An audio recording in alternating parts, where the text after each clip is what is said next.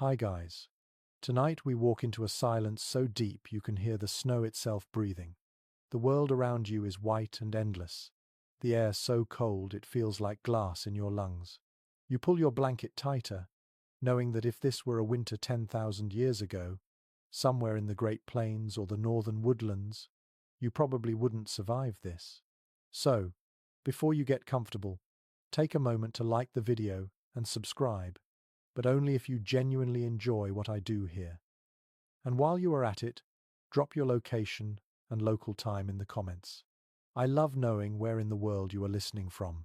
Now, dim the lights and let your imagination settle into the hush of a snowbound night.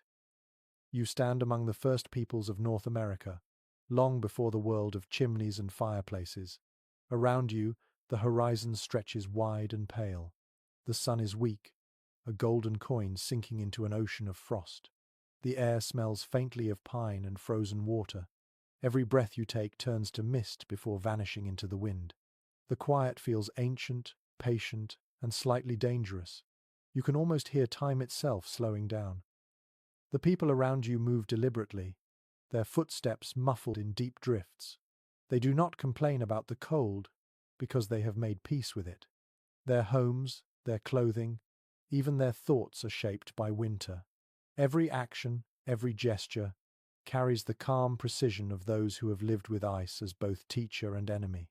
It is not a battle, it is a negotiation. The cold will take what it can, and you must offer as little as possible. You notice the way their breath clouds together, forming little halos that merge and fade. There is no fireplace waiting at the end of the day, no flickering hearth. Yet, somehow, these people stay alive. You feel a quiet wonder creep into your chest. How did they do it? How did they build warmth in a world that wanted to freeze them solid? The truth is that warmth, for them, was not just about temperature. It was about community, movement, and wisdom passed from one generation to the next. They knew how to read the wind, how to shape the land to their advantage, and how to coax life out of what looked like death. You watch as a woman bends low to the snow, pressing her hand against the crust, reading its story like a page. The crackle beneath her palm tells her what kind of storm came last, and what kind might be coming. The snow speaks, and she listens. It is easy to forget that the Americas before European contact were not untouched wilderness. They were home to thousands of cultures, each with its own relationship to the seasons.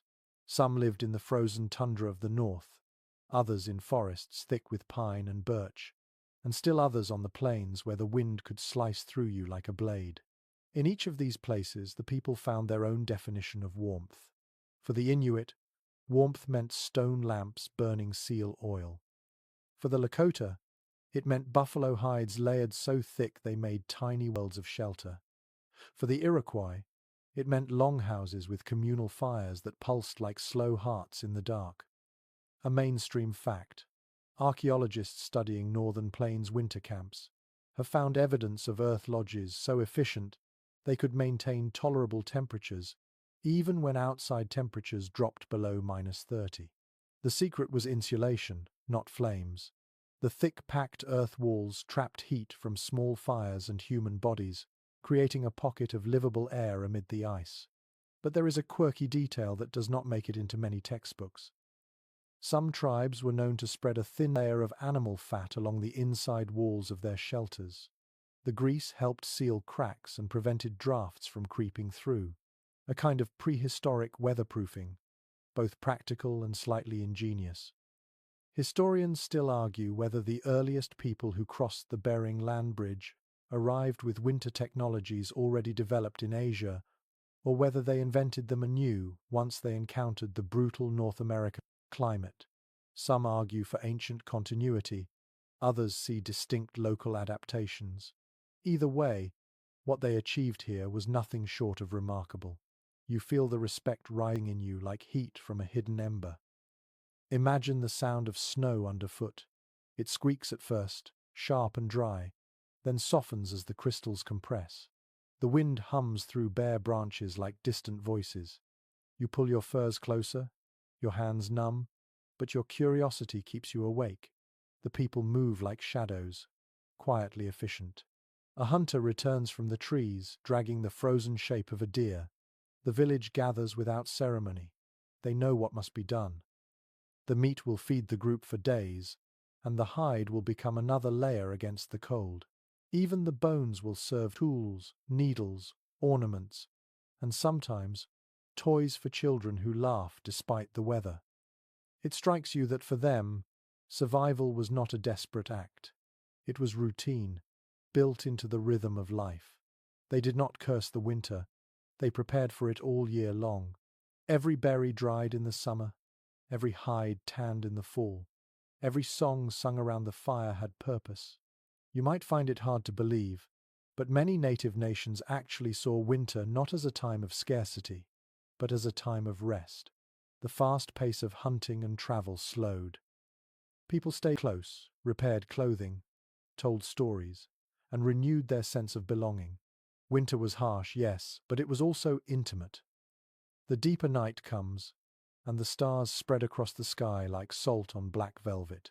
You listen to the breathing of the people around you, steady and warm. Somewhere nearby, an elder begins to hum. The tune rises slowly, like smoke, curling into the air. The melody carries no words, but it speaks of endurance and gratitude. You imagine lying beneath your blanket of fur, feeling the earth beneath you still holding the faint memory of yesterday's sun. You are part of something older than memory. Your eyelids grow heavy, but the story continues. You think of how modern people bundle themselves in electric heat and central air, how we build walls so thick we forget the rhythm of the weather outside. These early peoples had no such luxury. They lived within the heartbeat of the seasons, adjusting themselves rather than bending the world. There is something humbling in that. As you drift in this quiet world, you realize that warmth, for them, was not measured in degrees but in togetherness. The tribe was the hearth, the family was the fire. Their survival was a collective act, a web of care and knowledge stretching across generations. The cold might have ruled the land, but the people ruled the art of adaptation. You look around one last time before closing your eyes. The snow glows faintly blue under the moonlight. A child laughs somewhere in the distance. The wind sighs, slipping through the pine needles. You breathe in the cold air, feel it sharpen your senses, and for a moment you understand what they knew all along, that even in the deepest winter, there is a kind of warmth that no fire can give. You wake to the sound of snow sliding off the roof above you, soft as a sigh. The air smells faintly of smoke and hides. Your breath curls upward in pale ribbons, shimmering in the dim morning light. The world outside is still frozen, but inside this small shelter, it feels almost bearable. You stretch your fingers, surprised to find warmth clinging to the air. There is no fireplace, no glowing hearth, yet you are not shivering. How did they manage this? You blink into the muted light filtering through the small doorway. The walls curve around you, built not from stone or bricks but from life itself. Bark, branches, and animal bones form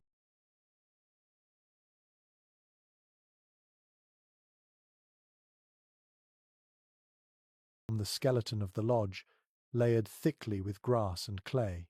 Every material here tells a story. The bark remembers storms, the bones remember movement, and the clay remembers the touch of human hands pressing it into place before the freeze. You run your fingers along the wall and feel the subtle give of the earth. It is alive in its own quiet way.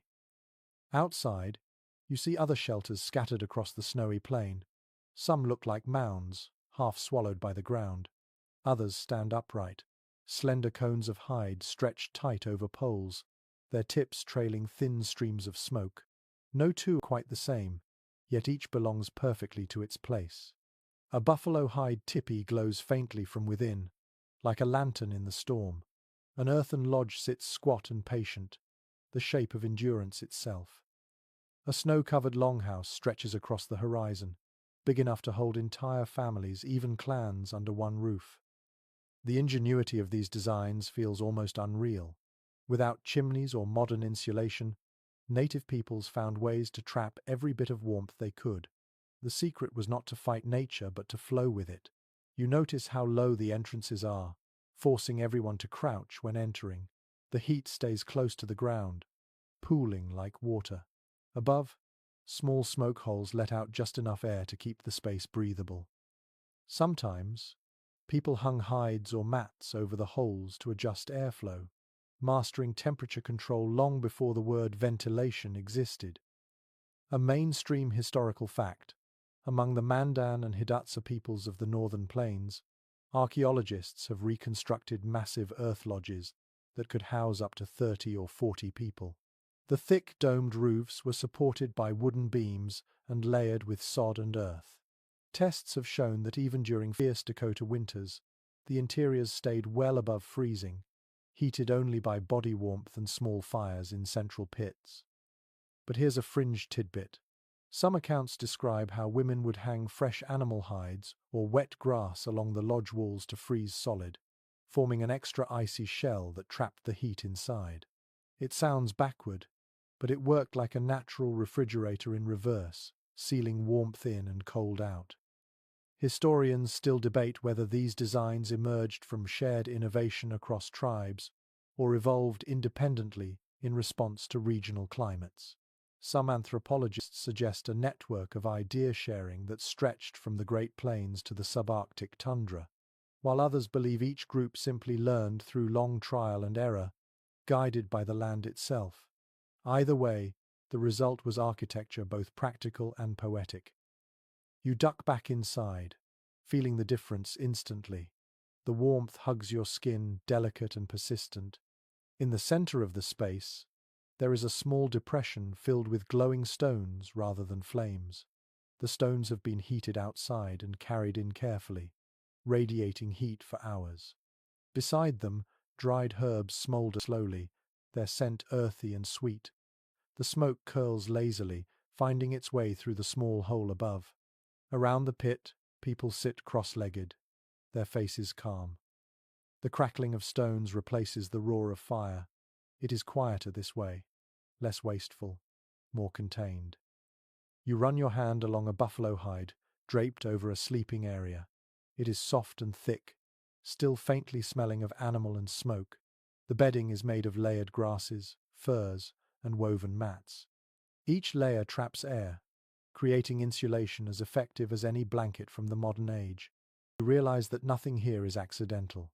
Even the placement of the sleeping spots, often toward the back of the shelter or nearest the warmest wall, follows rules learned through generations of experience. The outside world howls with cold, but here, the rhythm of life continues unbroken. Someone grinds dried corn into meal. A child plays with a carved bone figure, giggling quietly. An elder hums under his breath, his fingers repairing a fur parka by the faint light. You listen to these sounds, the ordinary noises of survival, and feel something close to reverence. They have created not only warmth but comfort, an ecosystem of small miracles woven together by knowledge and patience. Step outside again for a moment. The air bites, sharp as flint. You can see the layers of construction more clearly now. The outer hides of a tipi gleam faintly with frost, but beneath them lie 2 or even 3 additional layers, sometimes stuffed with dried grass or moss to keep the wind from slipping through. When snow falls, it piles around the base, forming a natural skirt that blocks drafts. What looks fragile from a distance is, in truth, a fortress of warmth disguised as simplicity. A group of men work quietly nearby, replacing a cracked pole in one of the lodges. Their tools are bone and stone, their movements practiced. You notice that even their repairs follow a seasonal rhythm. Some shelters are meant to be taken down in spring and rebuilt in autumn. Others, like the massive earth lodges, last for years, their roofs sometimes sprouting grass in summer. You imagine standing there in springtime, seeing green shoots rise from what once was the roof over your head. It feels poetic, almost sacred, that homes could literally return to the earth when their purpose was done. There is another small but striking detail. The entrances often face east, welcoming the first light of dawn. Morning sunlight warms the interior naturally. drying out damp hides and lifting spirits. You can almost feel it now, that slow warmth creeping across the ground as the sun climbs the horizon. It is a reminder that design was never just about function, it was about balance, respect, and renewal. Inside again, a faint hum of conversation continues. You hear the rustle of hides, the soft clinking of tools, and beneath it all, the heartbeat rhythm of quiet survival. You lie back, letting the low heat seep into your bones. The roof creaks softly under the weight of snow, but you are safe. The air feels heavy and still, as if it understands your need for rest. It occurs to you how different this is from the modern obsession with endless control. Here, warmth is not commanded but invited. People work with the land, not against it. You wonder how much knowledge was lost when chimneys replaced stone pits and insulation became something hidden in walls. The wisdom of these shelters is not written down. It lives in muscle memory, in the slow movements of those who build with their hands. You close your eyes for a moment and imagine the snow still falling outside, a white curtain between the world of the living and the sleeping. Somewhere in that frozen silence, another family settles into their own bark and bone shelter, trusting in their craft and in each other. You feel the same calm they must have felt, the quiet conviction that warmth is something you make, not something you find. The night deepens again, the stars return, and the earth holds its breath beneath the weight of snow. The lodge sighs gently, and the stones still glow faintly, their heat soft and steady. You are part of this now, another sleeper beneath the bark and bone. The cold will wait outside. You wake before dawn, the world still wrapped in a blue half-light. Frost glitters on the inside of your shelter like a thin veil of stars. The air bites your nose, but you are not freezing. Outside, a quiet hum of movement begins. You hear someone scraping ice from the entrance, another stirring embers in a small pit. The day's rhythm starts slowly, as if even time itself moves more carefully in the cold. Today, you follow a group that is heading underground. They walk toward the riverbank, where the snow drifts higher than a man's shoulders. Beneath that whiteness lies something remarkable. Homes built into the earth itself. The entrance looks like a small hole, easy to miss unless you know what to search for. You stoop low and follow them inside, ducking into a tunnel that smells of soil and dry grass. The air shifts. It is still cold, but the sharp edge is gone. Beneath the ground, the wind cannot reach you. Your eyes adjust slowly to the dimness. What you find feels almost secret. The walls curve around you, smooth and dark, made of packed earth and lined with woven mats. Above, a layer of logs forms the ceiling, covered again by layers of sod. These homes are part of the land itself, a natural insulation chamber that traps warmth and keeps out the worst of the storm.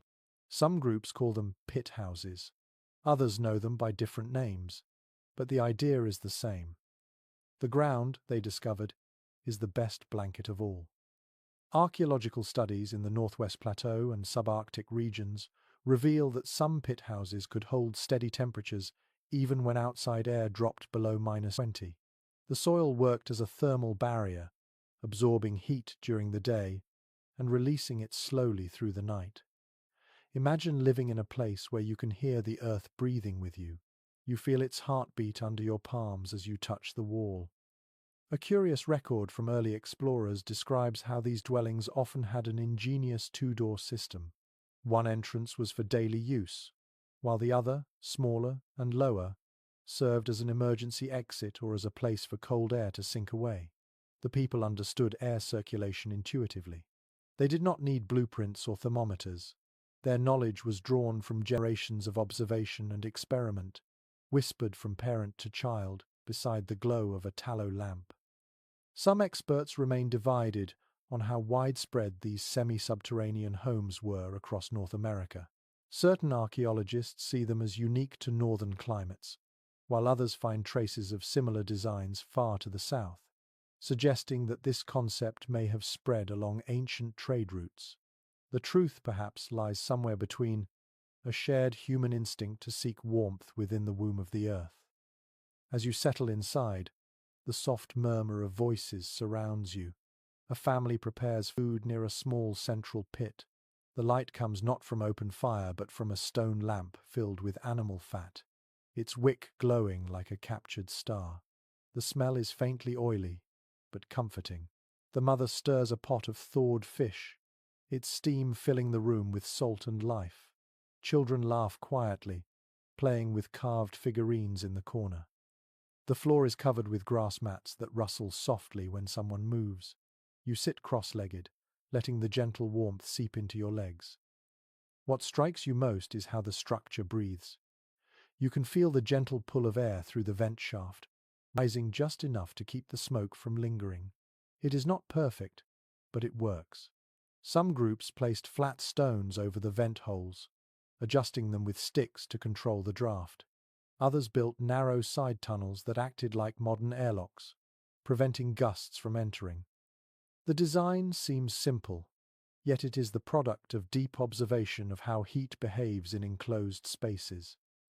According to traditional oral accounts from the far north, people sometimes shared these underground homes with animals in the harshest months.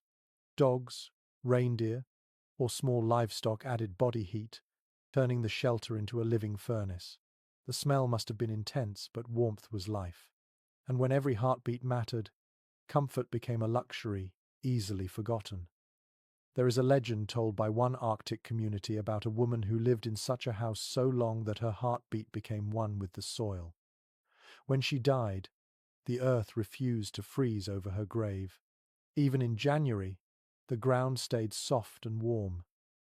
The story reminds you that these people did not see the land as a thing to conquer.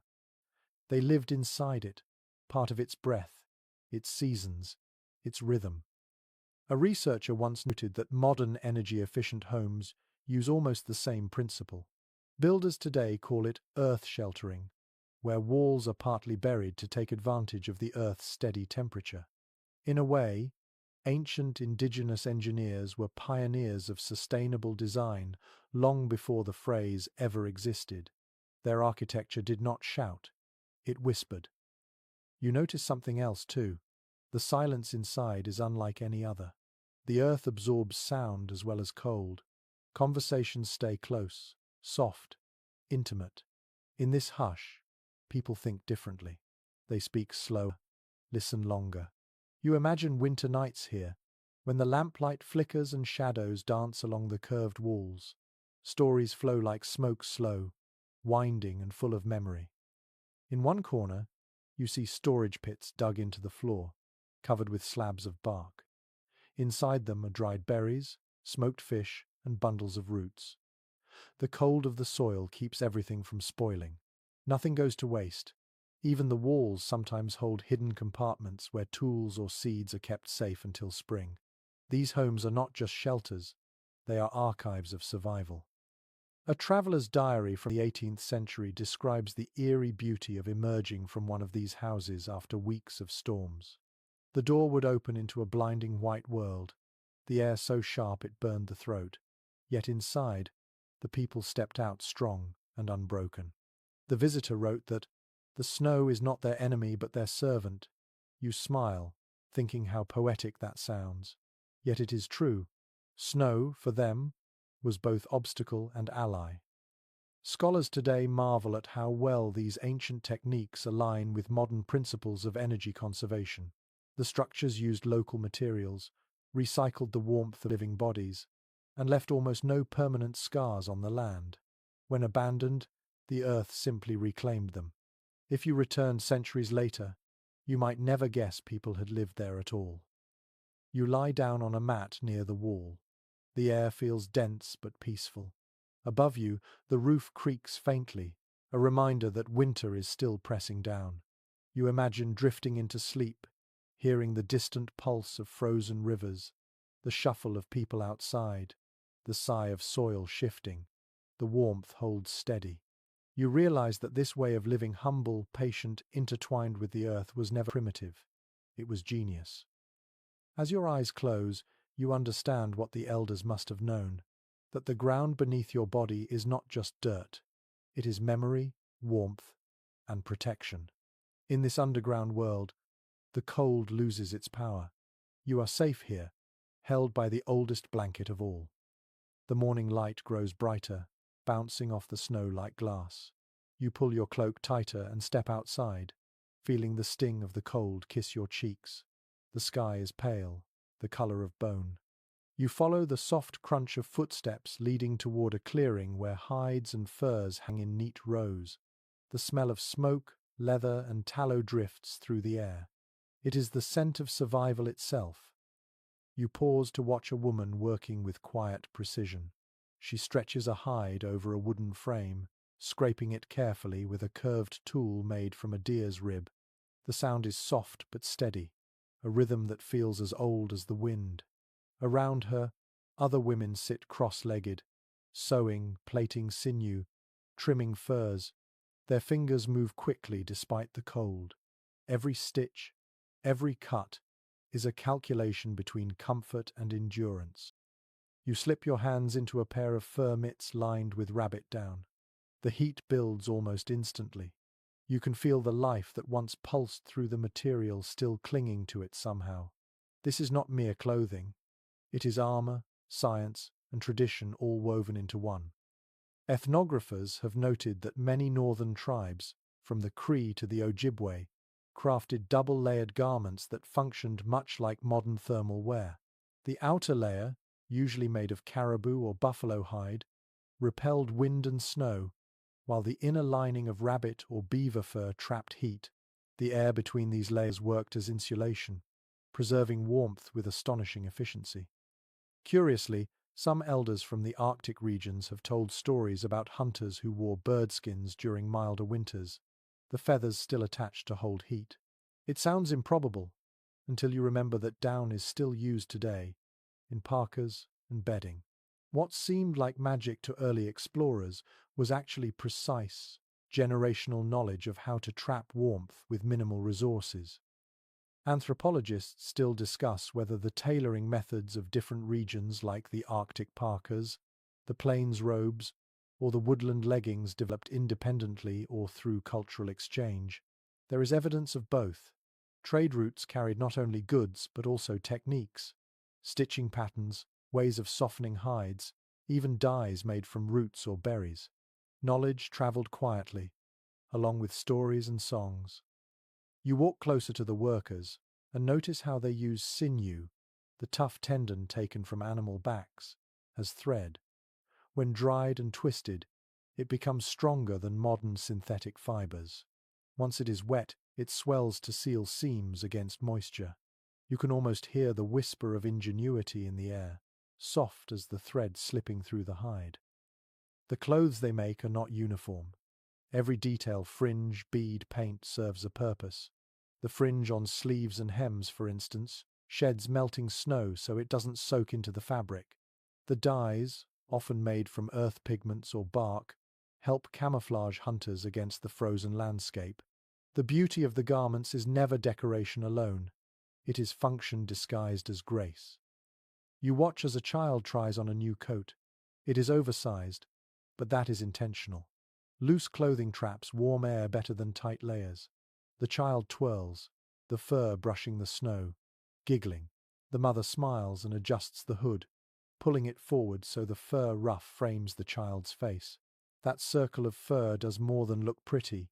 It creates a pocket of calm air, stopping wind from cutting across the skin. A French fur trader once wrote in his journal that he had never seen people so comfortable in a place so inhospitable. He described their coats as living houses, soft yet nearly impenetrable to cold. He tried to copy one but failed. His seams leaked, his hide stiffened. The difference, he realized, was not the material, the memory in the hands that made it. Modern researchers have confirmed that traditional clothing of the Inuit and other northern nations surpasses many synthetic winter coats in warmth and breathability. Even the layering of fur direction, outer furs facing outward, inner ones inward, was deliberate, a balance between repelling moisture and holding heat. You can almost feel that wisdom wrapping around you now, snug and precise. There's another unexpected trick. In some communities, people stuffed fine dried grasses or moss between clothing layers for added warmth. It worked like a natural insulation pad and could be replaced daily. The same materials were used in baby carriers, keeping infants warm even in sub-zero conditions. Imagine the intimacy of that soft moss warmed by a mother's breath, carrying both scent and safety. Debates continue among textile historians about how early native technologies influenced later European designs. Some point to the adaptation of fur-trimmed hoods and layered mittens by explorers who otherwise would not have survived Arctic expeditions. Others argue that these innovations were borrowed, but never truly understood in spirit. After all, to wear the clothing of survival without the culture of respect behind it is to miss its essence. You sit down beside the women now, your breath mingling with theirs in small clouds. One of them laughs softly as she checks your crude attempt to stitch a strip of hide. She takes it from you and demonstrates, her fingers moving so fast they blur. The needle, made of bone, glides smoothly through the soft leather. It's like watching language in motion, every movement a word you don't yet know. When she finishes, she drapes the piece over your shoulders. The warmth is immediate, comforting. You realize that what you are wearing is more than a garment. It's a continuation of countless winters survived by countless hands. Outside, the wind rises again, sweeping through the clearing. The hides sway gently, catching sunlight on their salted surfaces. The workers keep going, steady and unhurried. There's a rhythm here, a quiet defiance in every stitch. You can almost hear the murmur of ancestors guiding them, reminding them that survival is not a miracle, it is an art. You pull your hood up, the fur brushing your cheeks. The cold no longer feels like an enemy. It feels like a teacher, testing your patience, demanding respect. The garments these people create are lessons written in hide and sinew. Each piece says the same thing. Warmth comes not from fire, but from knowledge, passed hand to hand, thread to thread, generation to generation. As the day fades, the horizon glows faintly pink. The women finish their work and hang the last hides to dry. You watch the smoke rising from nearby dwellings, curling into the evening sky.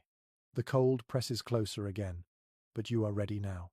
Wrapped in warmth shaped by wisdom, you stand quietly in the snow, feeling part of something older than time itself. The night returns, sharp and still.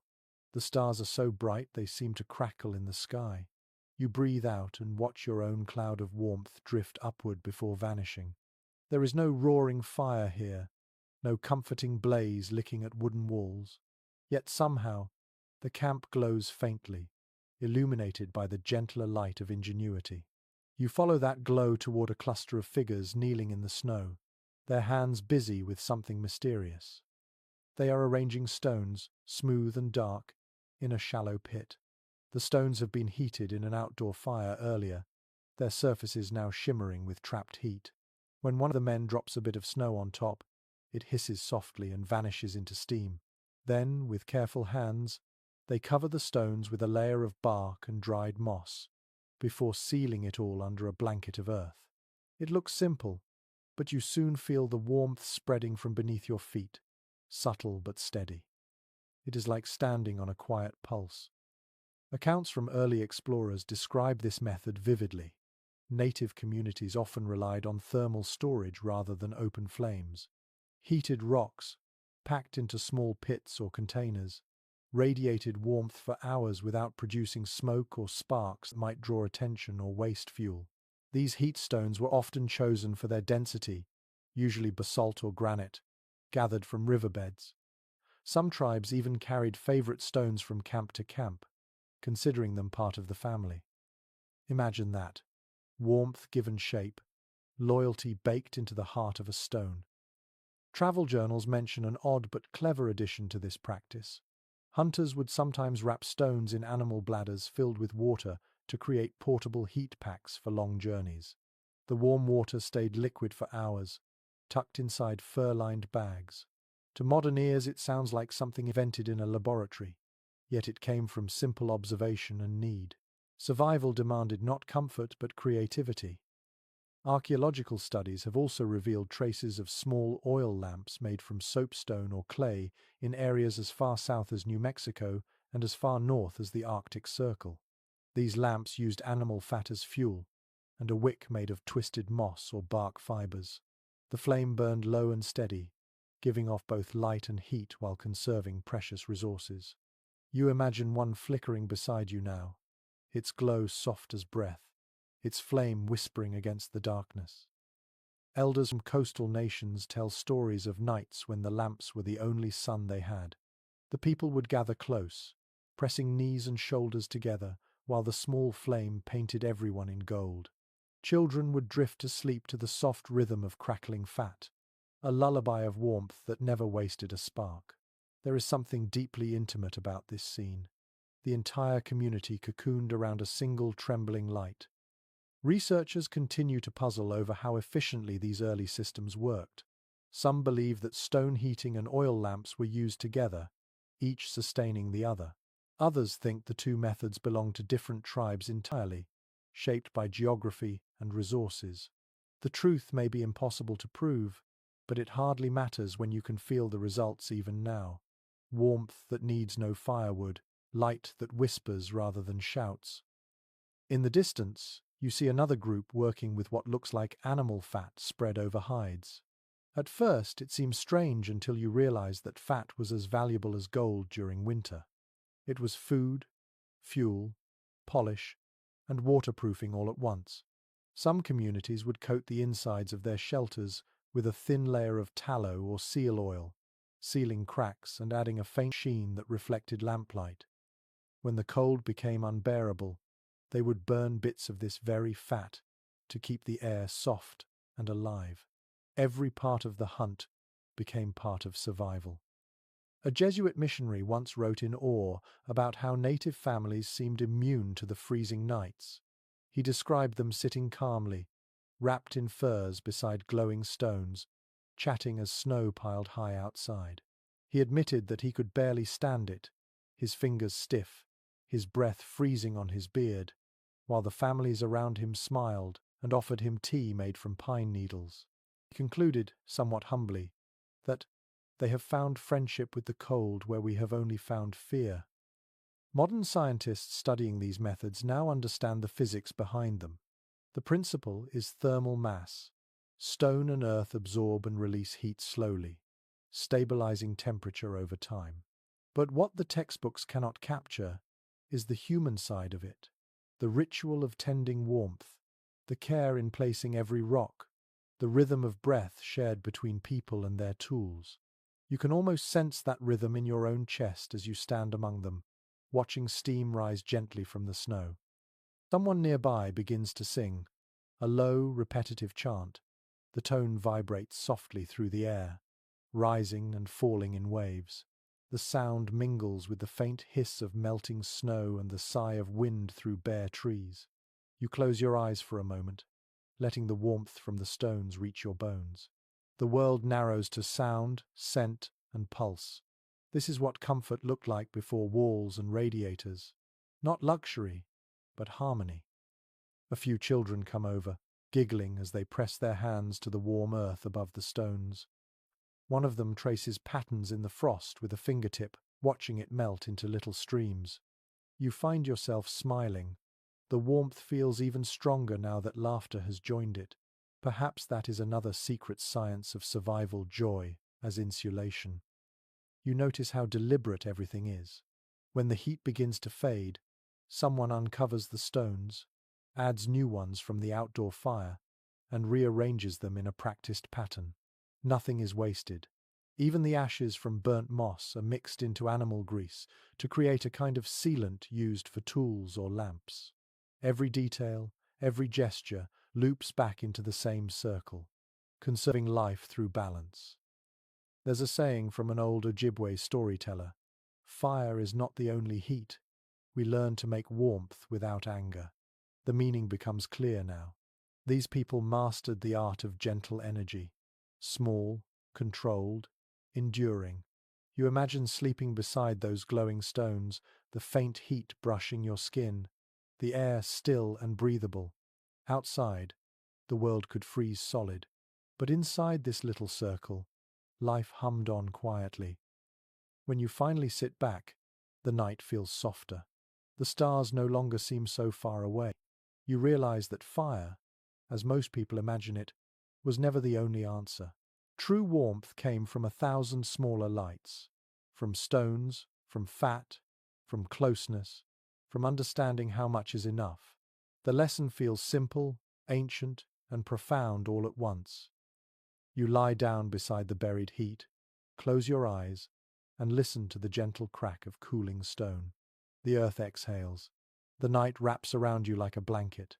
And in that moment, you understand how a people could survive without a single fireplace, by turning the world itself into their hearth. The morning arrives quietly, with light that seems to hesitate before touching the snow. You open your eyes to see frost gathered at the edges of your breath, silver threads weaving across the air. The shelter around you feels small and perfectly still. There is no smoke, no flicker of fire, yet your body is warm. You are wrapped in hides so thick they seem to breathe with you, their faint animal scent mingling with the clean bite of cold air. Someone stirs beside you. A child shifts under a fur blanket, snuggling closer to her mother. You notice how they sleep almost in a spiral, each body curved toward the next. The warmth radiates outward like ripples in a pond. You can hear faint breathing, a slow collective rhythm that fills the room with life. This, you realize, is another secret of winter survival: shared warmth. In the Arctic and northern plains, families often slept together in close circles, pressed beneath layers of caribou or buffalo hide.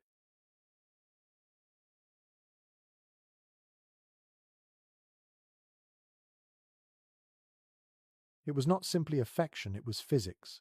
Human bodies release heat constantly, and when that warmth is trapped beneath heavy fur, it forms an invisible shield against the cold. Some hunters even traveled with dogs or small animals to add another layer of life's heat. Early ethnographers described scenes where sled dogs and humans lay side by side, the steam from their breaths rising together in perfect unison. There's an old tale told among northern tribes about a man who survived a blizzard only because his dogs refused to leave him. He buried himself beneath their bodies, and by morning they had formed a living wall against the wind. When he woke, he called them his furred brothers.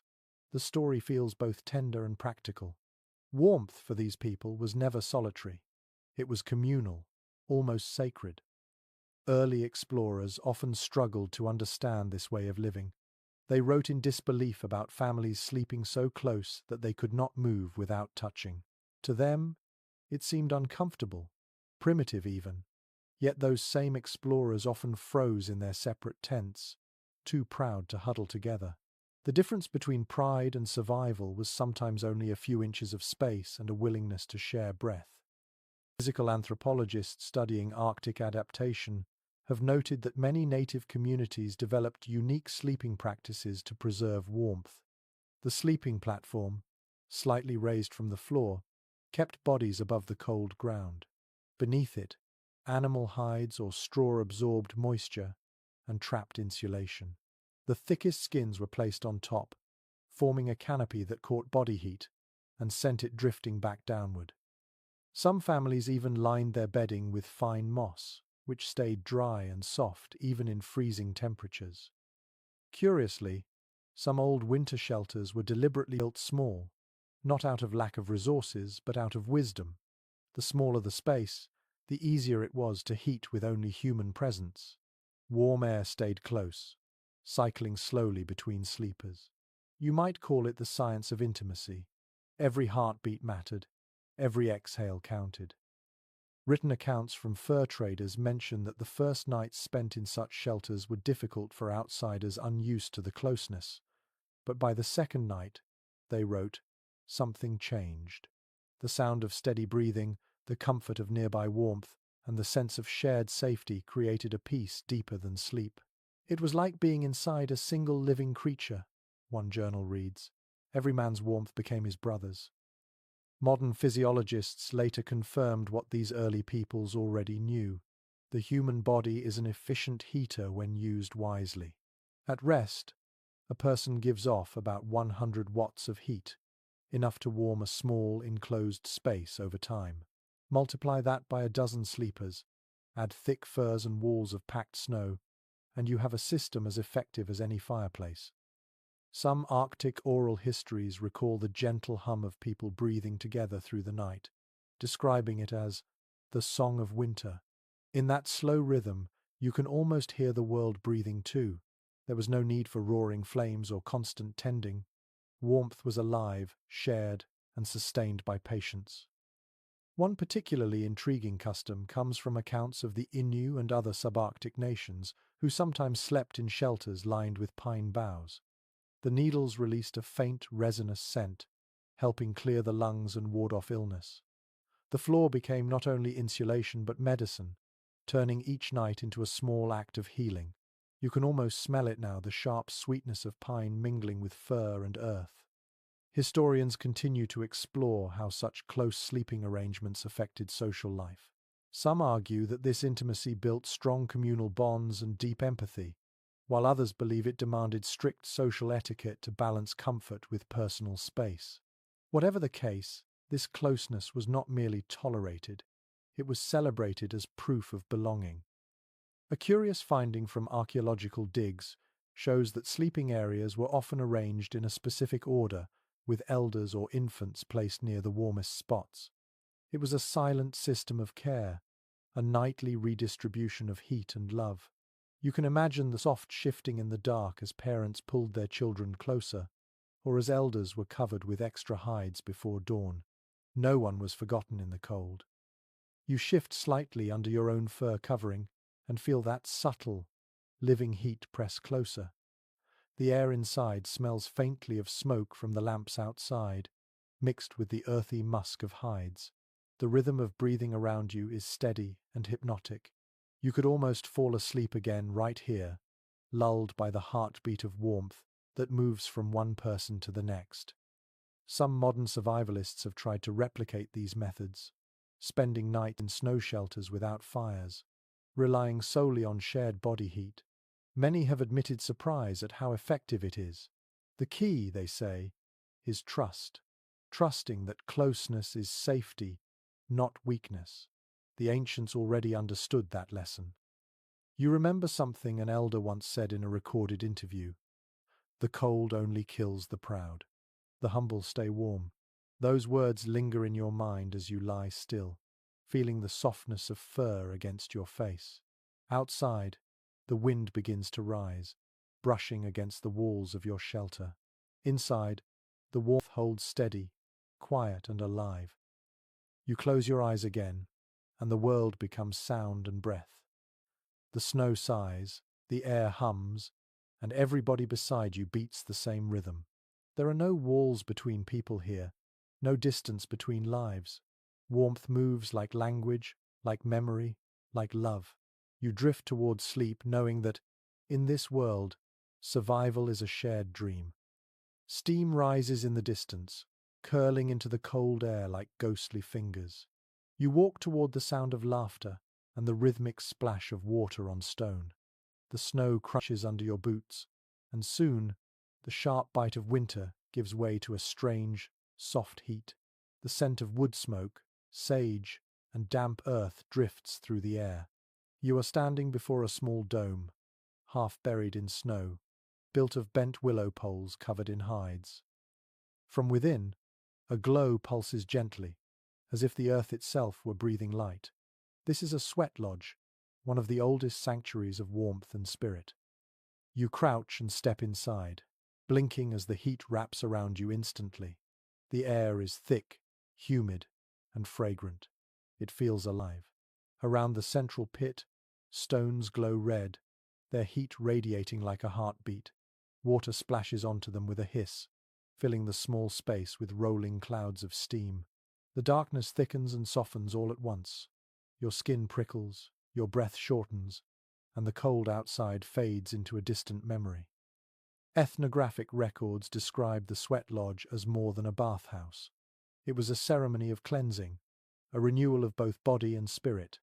For many native nations, it served the same role that fire did for others: warmth, purification, and connection. Archaeologists have found remnants of such structures across the Great Plains, the Southwest, and the northern forests, their designs remarkably similar despite the distance between them. According to oral teachings, the stones called grandfathers by some tribes carry ancient wisdom. Heated outside in great fires, they are brought in carefully, glowing and crackling, then placed at the center. When water is poured on them, the hiss is said to be the voice of the spirits, releasing the energy stored deep within the earth. The warmth that fills the lodge is not only physical, it is emotional, ancestral, almost sacred. One explorer's diary tells of being invited into such a lodge during a blizzard. He expected misery, but what he found was peace. "It was as if the storm could not find us," he wrote. "The snow struck the hide walls and vanished. Inside, the people sang and laughed, and I sweated as if it were midsummer." He emerged from the experience trembling, not from cold but from awe. Some accounts from early missionaries tried to interpret the ceremony through their own lenses, calling it superstition or magic. Yet modern anthropologists recognize it as a sophisticated form of heat therapy, detoxification, and community bonding.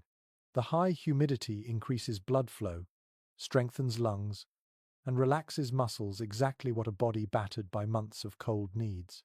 What science later confirmed was already known by instinct. An intriguing note appears in 19th century field journals. Certain tribes adjusted their sweat lodge rituals according to the moon's cycle. On the darkest nights they used fewer stones, allowing the ceremony to last longer and keep the heat low but steady. On full moon nights, more stones were used, symbolizing energy and renewal. It was both spiritual calendar and survival strategy, tuned to the rhythm of nature. Researchers still discuss whether the sweat lodge originated purely as a spiritual practice or developed first as a method for physical warmth and health. Some argue that it began as simple heat therapy and gradually acquired ritual meaning, while others see the two as inseparable from the start. What seems clear is that, in winter, it offered both warmth and hope, two things equally essential to survival. Inside the lodge now, you can barely see through the mist. Someone begins to sing, a low rhythmic chant that pulses like the beat of a heart. Others join, their voices weaving together until the sound feels like a wave washing over you. You breathe deeply, the hot, damp air filling your lungs. Sweat runs down your skin, mixing with the scent of sage and cedar. The sound of water striking hot stone keeps time like a drumbeat. The ceremony continues in rounds. After each one, the flap opens briefly to let in a rush of icy air. The contrast shocks your body, but it also sharpens your senses. You feel alive, completely present. Outside, the stars glimmer coldly, but inside this dark dome, you are surrounded by life. Steam clings to the walls, trickling down like tiny rivers. You can hear the laughter of the people, the sighs of release, the quiet gratitude that follows every breath. A story is told among certain plains tribes about the first lodge being built by a man who wished to share the warmth of the earth with his people. The spirits gave him the idea to bend willow poles into a dome and cover them with hides, symbolizing the womb of Mother Earth. Inside, the people would return to her care, purified and renewed. Each round of steam was said to mimic the breath of the earth itself. When the people emerged, they were reborn into the cold with hearts warmed anew. What fascinates modern ethnologists is the engineering behind it. The low dome shape retains heat efficiently, while the layered hides keep wind and snow at bay. Even when the outer surface freezes, the air inside stays comfortably warm. The lodge can be built and dismantled quickly, allowing nomadic groups to carry the structure across great distances. Its design is both spiritual and supremely practical, a union of belief and necessity. When the ceremony ends, you step outside, steam rising from your skin into the bitter air. The cold no longer bites, it caresses. Every breath feels cleaner, sharper, easier. Around you, the others stand in silence, faces glistening, eyes closed. The snow sparkles under the moonlight, and for a moment it feels as though the earth itself is exhaling alongside you. In this quiet, you understand that warmth is not always a matter of fire and flame. Sometimes it comes from surrender, from trusting the rhythm of breath, from the act of gathering together and creating heat from within. The sweat lodge was never just about surviving the cold, it was about remembering the body's own light. You linger in the chill air, feeling the contrast between frost and skin, between silence and heartbeat. The cold is still here, yes, but it no longer feels like an enemy. It feels like balance. You smile, close your eyes, and let the last wisp of steam fade into the sky. You wake to a softer morning, though the cold still hums in the air. The world outside is silver and white, the horizon swallowed by fog. The snow crunches under your boots as you follow a faint path leading to the edge of a frozen lake. Around you, the people move quietly, bundled in layers of hide and fur. The camp smells faintly of smoked meat and pine. Someone hums under their breath while tending to small mounds of snow. At first you think they are just clearing space, but then you realize they are digging into hidden stores. Beneath those mounds lie the secret pantries of the winter world. It surprises you to see how calm they are, how practiced their movements. These people have mastered the art of feeding themselves in a land where nothing grows. They do not need cellars or stone granaries. Their storage is the landscape itself. Every pit, every drift, every shadow has a purpose. According to archaeologists, many native communities created underground caches designed to keep food safe for months, sometimes the entire winter.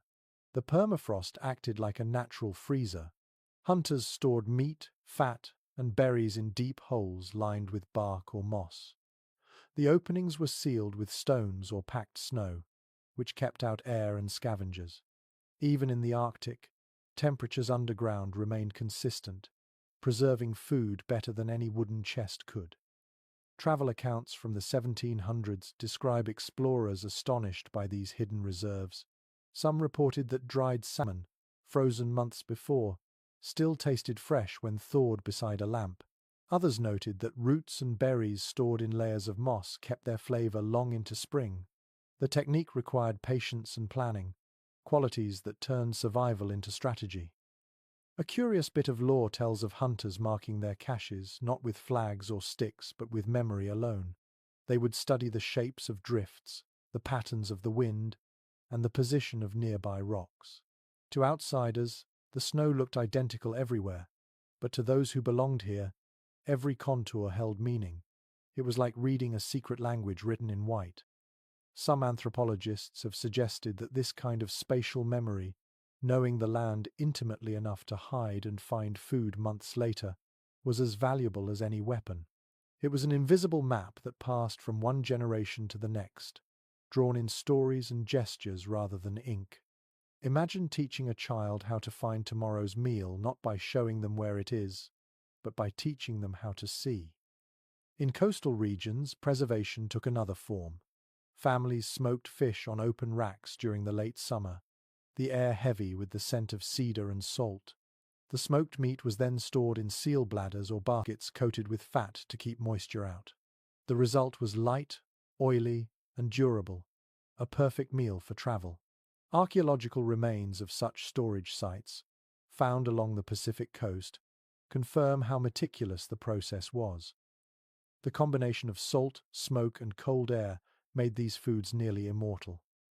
A missionary once wrote about an Inuit family who served him aged walrus meat that had been buried under ice for more than a year. He described it as terribly strong but strangely nourishing.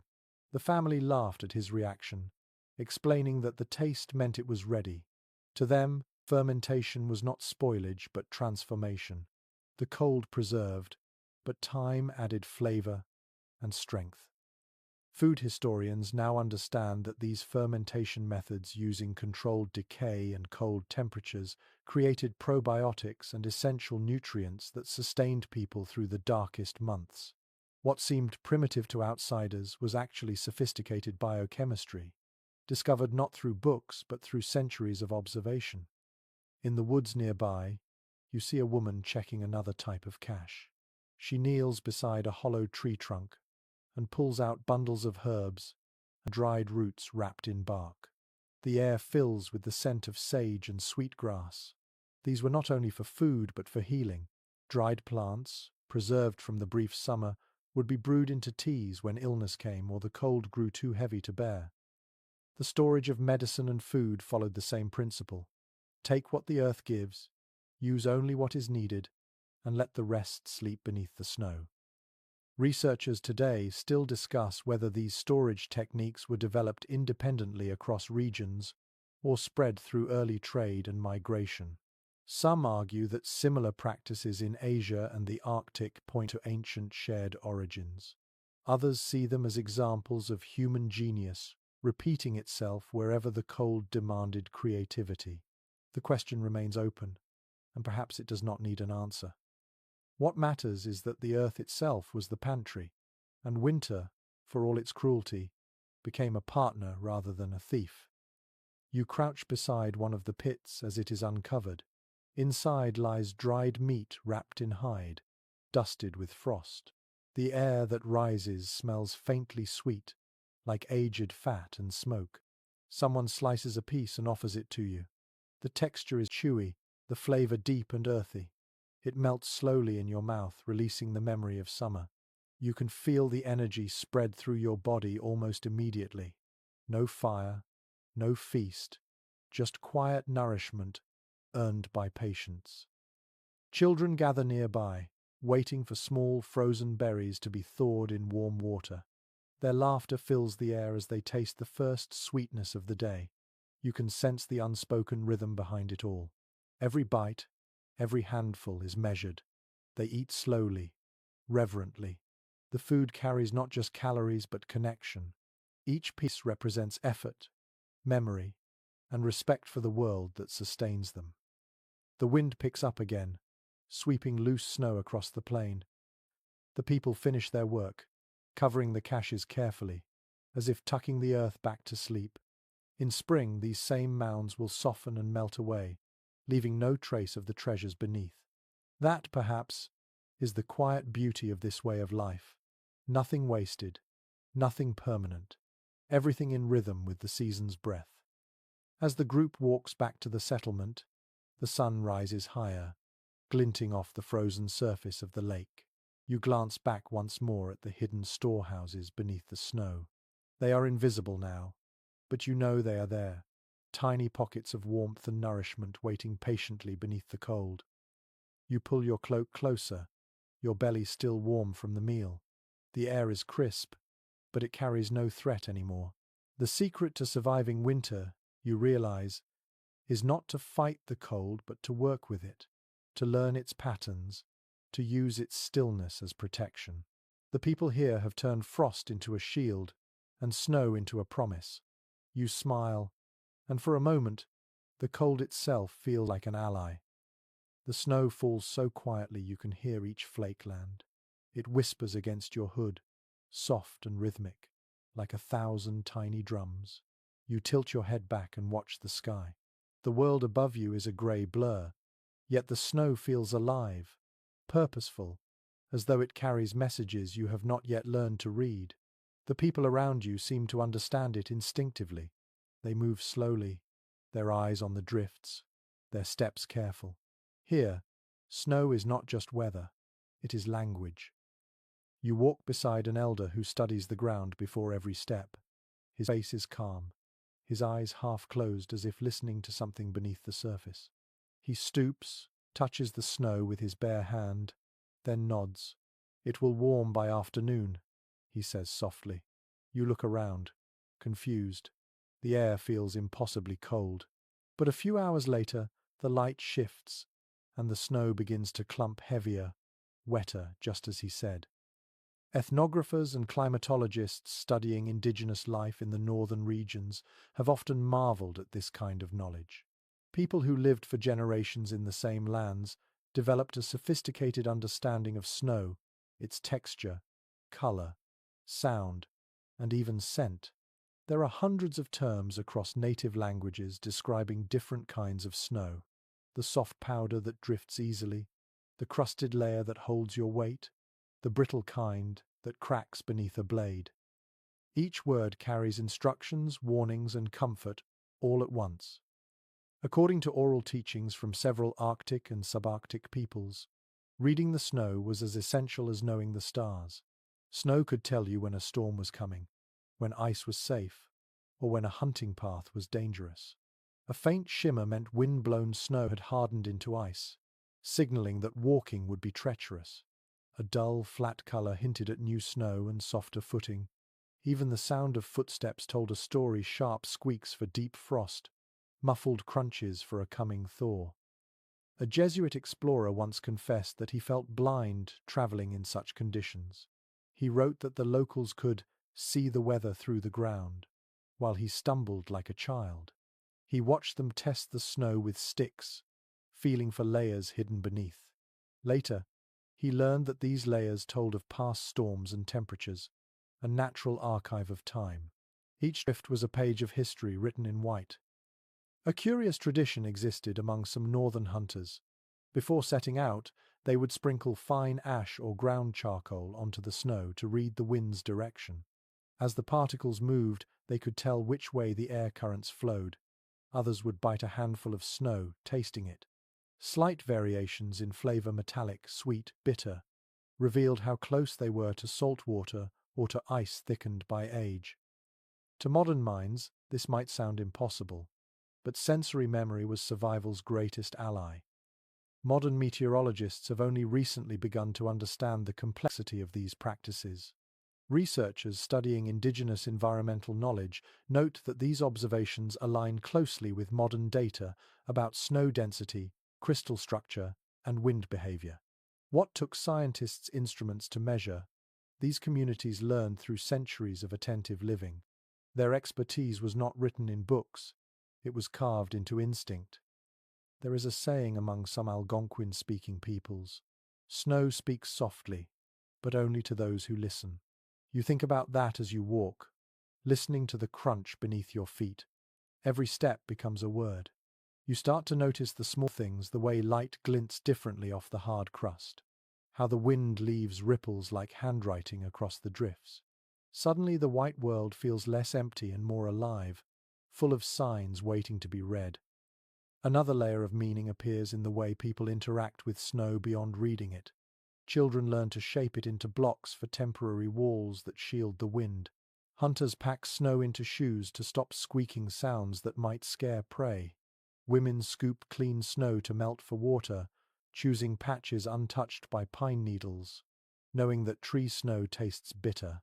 These small acts, repeated daily, build a kind of dialogue between human and storm. A French trader once noted that he never saw anyone panic when snow began to fall heavily. Instead, he saw people smiling. To them, fresh snow meant new insulation for their homes, cleaner drinking water, and a sign that the land was still breathing. The trader wrote, almost in wonder, that they treat the storm as a friend coming to visit. Inuit oral stories often describe snow as a spirit, a messenger from the sky who covers the earth so it can rest. The elders say that snow protects what sleeps beneath, seeds, roots, and small creatures. It silences the world, giving both humans and the land a chance to recover. You begin to see it differently now, not as an obstacle, but as a gentle layer of pause over life itself. Some modern historians debate whether such perspectives shaped survival behaviors or resulted from them. Did the people adapt spiritually to endure hardship? Or did their beliefs arise naturally from their successful coexistence with the environment? It is a question without a clear answer, perhaps because both ideas are true. Living with snow required both skill and reverence, both precision and poetry. You crouch and scoop a handful of snow, feeling the tiny crystals collapse against your palm. It melts slowly, releasing the faint scent of the air. It came from clean, almost metallic. The elder smiles and says quietly, "This snow is honest. It came in peace." You do not quite know what he means, but somehow you do not need to. The words hang between you like mist. Later that evening, as the sky deepens to violet, The people gather to share food. The air is filled with the gentle hiss of snow sliding off hides and roofs. Someone tells a story about a winter long ago when the snow refused to stop falling for 40 days. They say it buried entire forests and made the world silent as sleep. Yet no one died that year, because everyone understood the snow's moods. They used its weight to strengthen their homes, its stillness to conserve their energy, its reflection to stretch daylight. You lie back after the meal, watching flakes drift down through the starlight. The snow glows faintly blue, alive with its own quiet fire. You listen again to the sound it makes, the faint hiss as it lands. Somewhere in that sound, you begin to hear the truth these people have always known. The cold is not your enemy. The snow is not your foe. They are your teachers, whispering lessons in a language made of silence. You close your eyes and let the flakes settle on your face. The chill is soft, not cruel. The world exhales around you, and for a moment, you understand why they never built walls high enough to shut this out. The snow is not there to be defeated. It is there to be understood. The morning greets you with a pale sun trembling behind a curtain of clouds. The cold is sharp enough to make your teeth ache, yet the camp is already stirring. People move in slow, steady motions, their breath forming soft halos around them. Today is a travel day. The winter roads are ready, carved from frozen rivers and packed trails. The landscape looks endless, but they know the way. You watch as they prepare one of the most ingenious tools ever made for snow, the snowshoe. You pick one up and study it. It is wide and light, woven with rawhide over a wooden frame. It looks delicate, almost fragile, yet when someone straps it on and steps into the snow, they float where you would sink. The design spreads weight evenly across the surface, allowing each step to glide rather than dig. The sound it makes is rhythmic and soft, like a heartbeat in slow motion. Historical accounts from explorers and traders describe snowshoes as a marvel of engineering.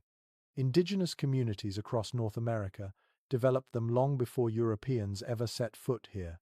Each region created a distinct shape to match the land. In the forests of the East, snowshoes were long and narrow, built for winding paths among trees. On the open plains, they were shorter and broader for crossing drifts. In the Arctic, they were curved at the tips to help with deep powder. Every pair carried a signature of its maker, both practical and artistic. Anthropologists have found examples dating back thousands of years, preserved in permafrost, their designs still recognizable today. Some were made from bent ash or birch, their frames steamed and curved to perfection. The lacing, made of animal sinew, was coated in grease to prevent it from freezing.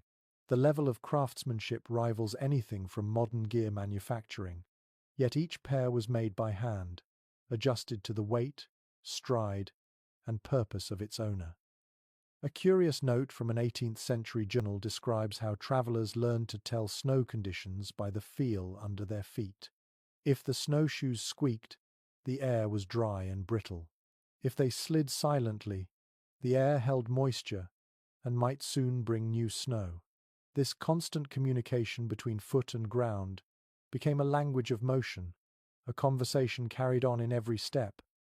You watch as a young man ties the bindings around his ankles, the rawhide straps snug but flexible. He takes a few steps, then glides smoothly forward, his movements graceful and precise. The others follow, forming a single file across the frozen plain. The sound of their travel is a whisper, a steady rhythm that blends with the sigh of the wind. You follow behind, your own steps uncertain at first, but soon you find the rhythm too. It feels like walking on breath. Some historians believe snowshoe design spread gradually from northern Asia to North America with early migrations. Others argue that native peoples developed their own versions independently, responding to local conditions. Whatever the origin, the refinement that happened here turned necessity into art. European fur traders quickly adopted the technology, often relying on indigenous guides to make and maintain their snowshoes. Without that help, many would not have survived the first winters. As you move across the landscape, You begin to understand the balance between strength and patience. The snowshoes demand rhythm. Step too quickly, and you stumble. Step too slowly, and you sink. The trick is to glide, to move as if your body were part of the wind. The people around you make it look effortless.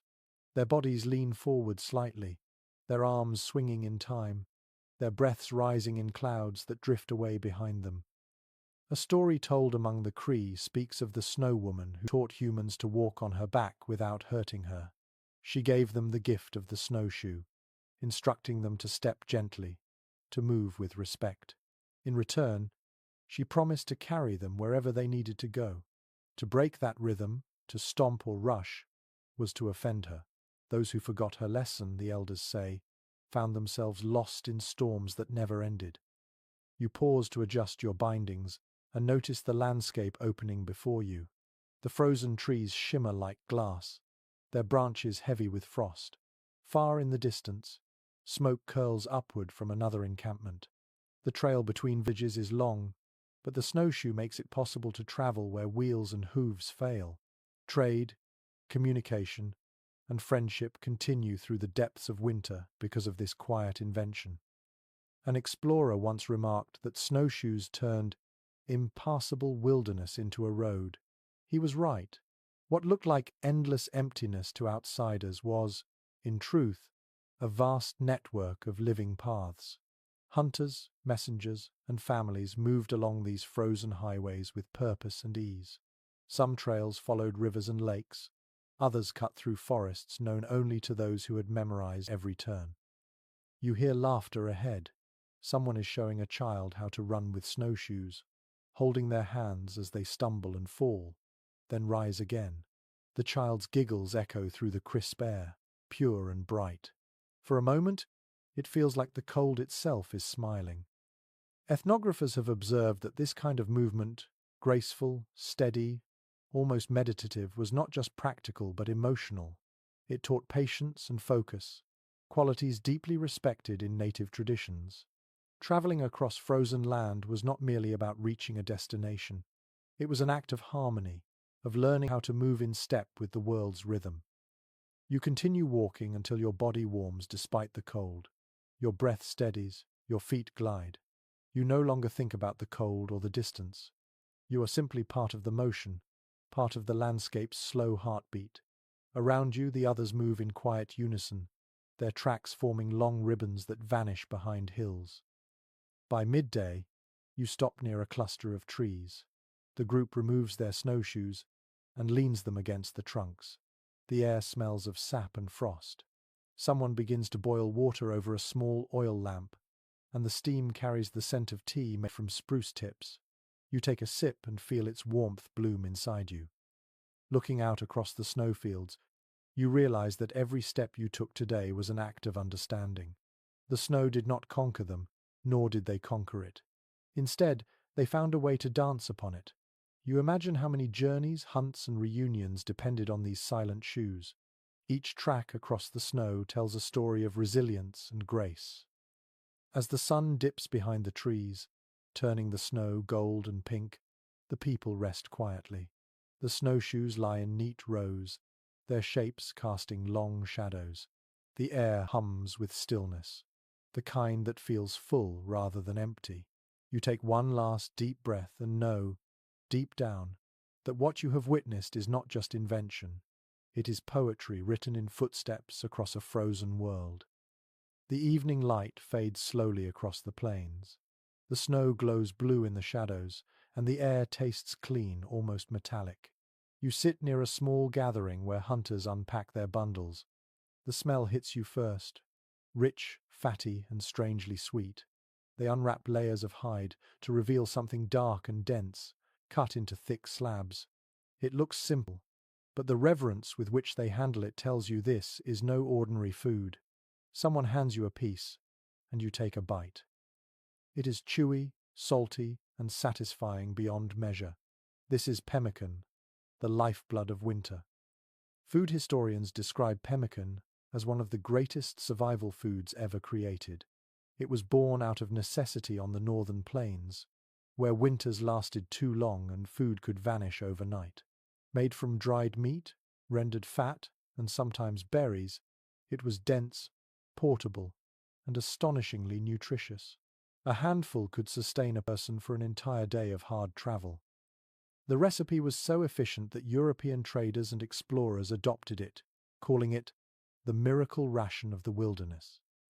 To make it, hunters first dried thin strips of buffalo or deer meat over a slow fire until it became brittle. Then, they pounded it into powder using stone mortars. Melted fat was poured over the mixture, binding it into a thick paste. Sometimes they added dried berries for sweetness or flavor. Once cooled, the mixture hardened into blocks that could last for years without spoiling. The secret was balance equal parts, fat and protein. Enough energy to outlast even the cruelest storm. A curious note from an early trader's journal tells of a young woman who could judge the quality of pemmican just by smell. She would close her eyes, inhale deeply, and declare whether it would keep or spoil. Her nose, trained through generations of experience, could detect even the slightest impurity in the fat. The trader admitted that his laboratory tests in later years never matched her accuracy. Modern nutritionists now understand why pemmican worked so well. The fat acted as a natural preservative, protecting the meat from bacteria and oxidation. The ratio of nutrients provided steady energy and prevented muscle loss during long periods without fresh food. In many ways, it was the perfect human fuel. Yet what made it special was not only its chemistry but its story. Each batch was made with care, blessed with prayers, and shared among families who knew that every bite carried the warmth of a summer hunt into the heart of winter. There is a quiet moment as you watch them prepare fresh batches beside a low fire. They stir the rendered fat, watching it shimmer like liquid gold. Someone sprinkles in crushed berries that stain the mixture a deep crimson. The scent of smoke and fruit fills the air. You realize that this is not just cooking, it is ritual. Each movement is deliberate, slow, respectful.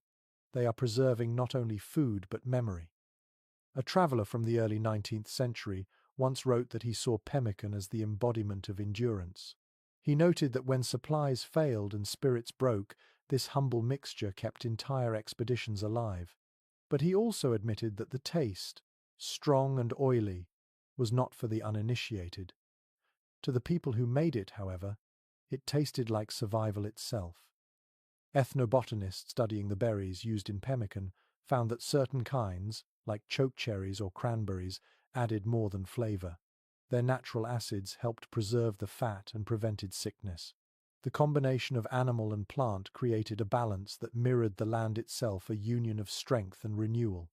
It was both science and art, discovered through long observation rather than experiment. You glance around the circle and see children helping, their hands small but sure. They learn without instruction, mimicking the movements of their elders.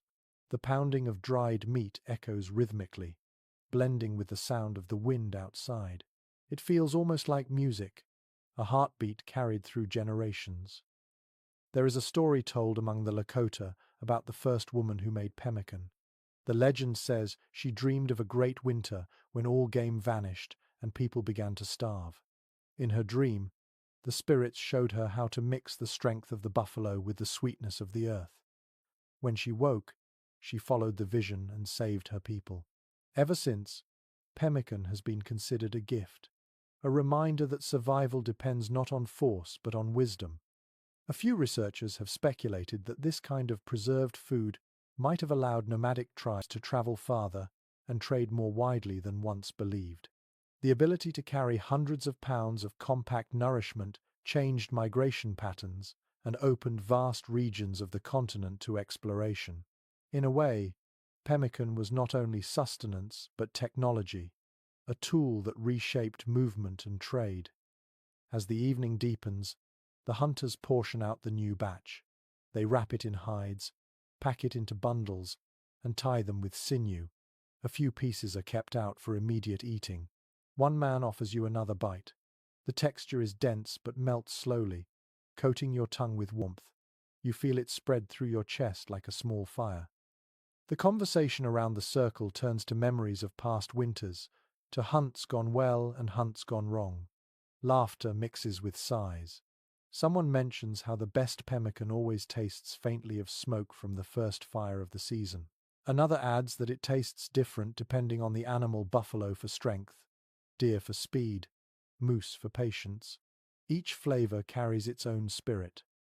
Modern historians continue to debate who first perfected the recipe.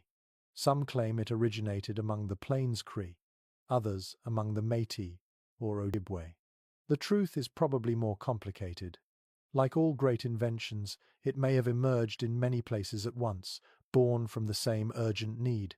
Yet wherever it began, it became a shared language of survival across cultures.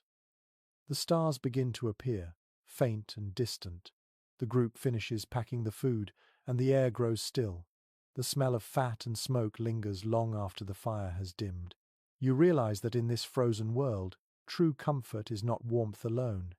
It is the knowledge that tomorrow's hunger is already answered. You sit back, letting the last bite of pemmican dissolve on your tongue. The taste is wild and honest, full of life that refuses to fade. You imagine travelers hundreds of miles away, unwrapping their own bundles under the same stars, tasting the same strength. It is as if the entire land shares one meal, one pulse of endurance beating through the cold. You close your eyes and listen to the wind. It smells faintly of smoke and tallow, and beneath that, something deeper, the promise that no matter how long winter lasts, someone has already prepared for it. The moon rises bright and slow, reflecting off the snow like a mirror. The camp glows faintly beneath it, a cluster of shapes breathing quietly under fur and hide.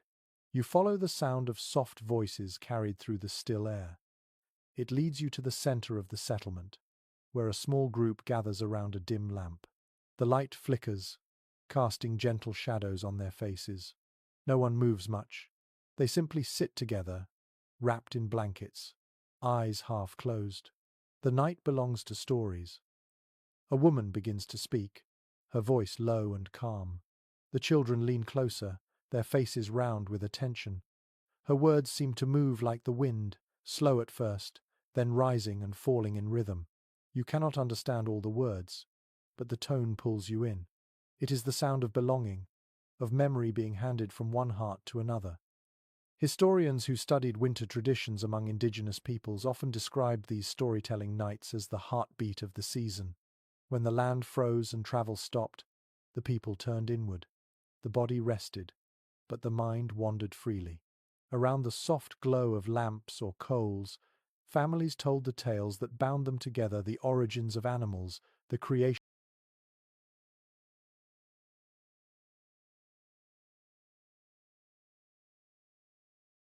of the stars, the lessons of survival and kindness. Winter, in many ways, was the classroom of life. An explorer once wrote that he could tell how cold a winter was by how many stories he heard. The colder the night, he said, the longer the stories. It was not an exaggeration. Some tales stretched for hours, interrupted only by laughter, questions, or the crackle of a lamp being refilled. Every pause was filled with silence so deep it became part of the story itself. One particularly beautiful tradition was the story fire, a small, carefully tended light meant only for words, not for warmth. It glowed faintly enough to be safe indoors, but bright enough to paint faces with color. The people said it allowed the spirits of the stories to see who was listening. Children were told never to interrupt a story fire, because the spirits could lose their way if a tale was left unfinished.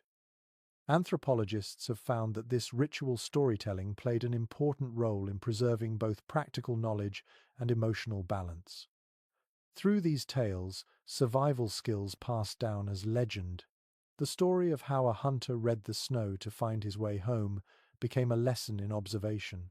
A myth about a fox tricking a storm became a guide to patience.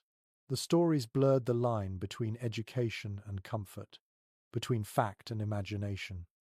Curiously, some early traders mentioned that they were forbidden to tell certain stories during the summer. The people said those tales belonged to winter alone, when the world was quiet enough to hear them properly. Telling them in the warm months was said to confuse the spirits. Modern folklorists interpret this as a brilliant social rhythm, a way of matching human activity to the cycles of nature. When the world outside slowed, so did the mind, opening itself to reflection. A researcher once described how the cadence of these stories affected the body. The slow rhythm of speech, the soft tone, and the dim light all worked together to lower heart rates and ease breathing. It was a form of communal meditation long before such words existed. You can feel that effect now as you listen. Your body begins to relax, your eyelids heavy.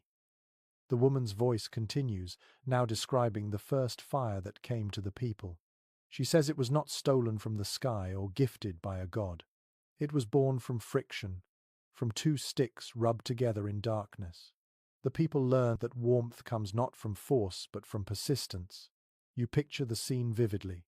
Two small hands, two patient sparks, a tiny light blooming in endless night. The story's lesson is clear without being spoken. Someone else joins in, an elder whose voice trembles slightly with age.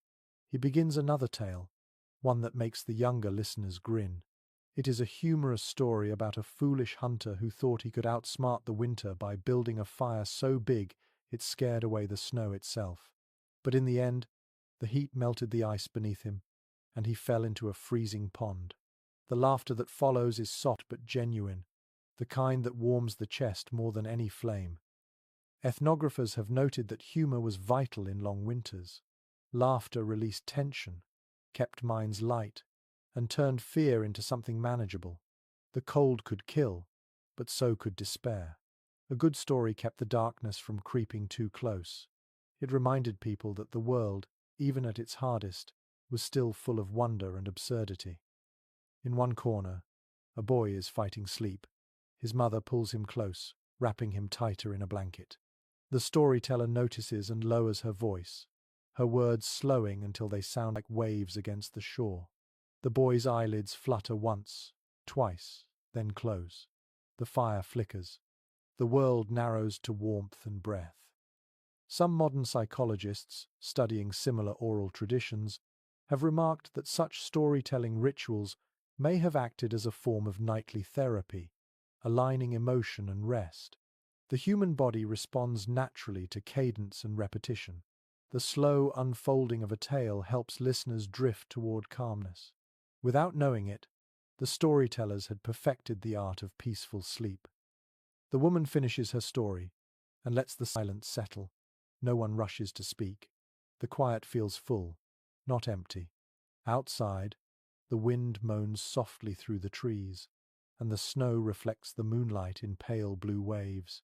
Someone hums a low tune, a song without words. It carries the same rhythm as the story's slow, even eternal. You sit there, eyes half closed, letting the sound wash over you. The lamp flickers and throws your shadow against the wall, long and wavering. For a moment, you feel part of something ancient and endless. This, you realize, is what kept people alive as much as food or shelter, the act of remembering together. When you finally step outside, the air is cold enough to make your breath sting, yet you are warm inside, not just from the hides on your back, but from the voices still echoing in your ears. The moon hangs above, calm and round, like a watchful eye. The snow sparkles faintly beneath it, and the camp falls back into silence. You crawl into your bedding, listening to the faint laughter still drifting from another lodge. The stories will continue until the last voice fades, and when it does, dreams will take over where words left off. You close your eyes, and for a moment, the darkness feels alive with all the stories ever told. The next morning greets you with air so still it feels like glass. The lake nearby has frozen into a perfect mirror, stretching endlessly toward the horizon. You walk carefully toward it, hearing the soft groan of ice beneath your feet. The people of the camp are already there, scattered across the surface, moving with quiet purpose. You see tools in their hands, bone-tipped spears, carved hooks, and small wooden spools wound with sinew cord. you realize you are about to witness another of their winter miracles fishing through the ice. At first, it seems impossible. How can life exist beneath something so solid and cold? Yet the people know the rhythm of this frozen world intimately. They know that beneath the thick ice, the water is still moving, still alive. They choose their spot carefully, reading the surface as if it were a map. One man taps it with a stick and listens. Another sprinkles snow over it, watching how the wind moves. Finally, they nod, certain of what lies below. Archaeological evidence found near old fishing sites shows that native peoples across North America had perfected ice fishing long before Europeans learned the technique. They carved holes using stone or antler chisels, often in places where underwater springs kept the ice thinner. Into these holes they lowered lines, tipped with bone or copper hooks, baited with small bits of dried fish or shell. Some even used small decoy carvings, shaped like fish, to attract their prey. The method was patient, almost meditative. One early explorer recorded his astonishment after being invited to such a fishing expedition. He wrote that the men sat for hours in total silence, faces calm, eyes fixed on water. When a shadow moved below, their hands flicked with lightning precision. He described it as a hunt of patience, not of chase. In that patience lay the secret of survival. A curious tradition among the Cree involved the making of listening sticks. These were long, flat rods placed against the ice to feel the vibrations of fish moving beneath. The technique seems almost magical, yet scientists today confirm that sound travels quickly through ice and can be felt as subtle tremors. What appeared to outsiders as intuition was, in fact, a delicate science of touch and sound. Ethnographers have found that this activity was never merely about food. It was also spiritual. Before cutting the first hole, many communities offered tobacco or whispered prayers to the water, thanking it for the life it would provide. The ice was treated not as a barrier, but as a veil between worlds. To pierce it was to enter into a conversation with what lay beneath. Researchers still debate whether these rituals served primarily as acts of faith or as practical ways to maintain harmony with fragile ecosystems. Some argue that constant gratitude discouraged overfishing and preserved balance. Others see them as purely ceremonial. Whatever the case, they created a relationship with the land that was both respectful and sustainable. You watch now as one of the fishermen kneels by his hole, his hands steady on the line. His eyes are half closed, his breathing slow. The wind has dropped, and the silence feels absolute.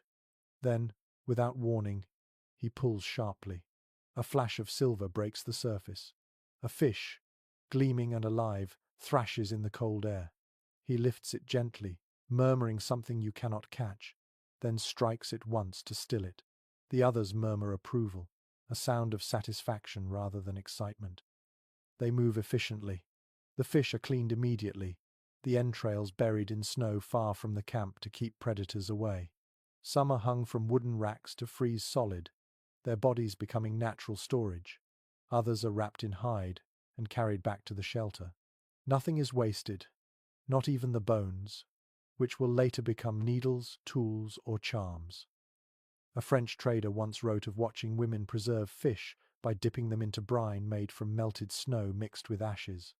The alkaline balance prevented freezing too quickly, allowing the fish to dry evenly in the frigid air. He confessed that he had never tasted anything like it, describing the flavor as the winter's own salt. Such ingenuity was born not of abundance, but of attention. Modern ecologists studying ice fishing among traditional northern peoples note how sustainable the practice was. By fishing through small holes, only certain sizes and species could be caught. The rest remained safe beneath the ice, ensuring the waters were never stripped bare. The method that fed them also protected their future. The air around you begins to hum softly as more lines are dropped into the holes. The fishermen sit quietly, their silhouettes motionless against the white horizon. Above, the sun is low, glowing pale gold through the mist. You realize this is not just survival but an art form, an act of deep patience that few in the modern world ever experience. Someone nearby tells a story about a hunter who once fell through the ice and was rescued by a giant fish that carried him to the shore. The fish, they say, spoke in a human voice and asked only one favor, that the people never take more than they need. It is a myth, perhaps, but also a promise, and you can feel its truth in the stillness around you. As the day fades, the fishermen rise slowly, packing their tools. They cover each hole carefully with snow, as though closing a door. The surface of the lake returns to its perfect stillness. The faint smell of fish lingers in the air, mingled with wood smoke drifting from the camp. You walk back with them, your stomach already imagining the taste of the catch sizzling on a flat stone beside the lamps. The warmth of the shelter greets you when you return. The air inside smells of oil and fat, the faint sweetness of cooking fish. People sit in small groups, sharing the meal.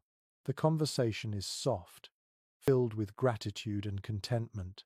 Someone hums a tune that mimics the sound of water under ice, a gentle reminder of the world that still moves beneath the frozen silence.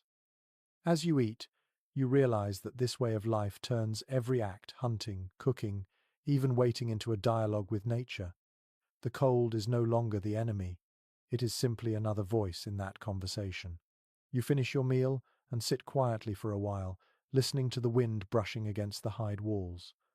The lake outside glitters faintly in the moonlight, hiding its secrets once more beneath the ice. You close your eyes, your hands still smelling faintly of salt and smoke. The quiet hum of the camp feels like the pulse of the earth itself. Somewhere beneath the ice, fish drift through black water, carrying on their slow, silent dance. You think of them as you drift towards sleep, floating in your own dark ocean of warmth and breath. Morning arrives like a sigh, pale and soft, with frost glittering on every branch.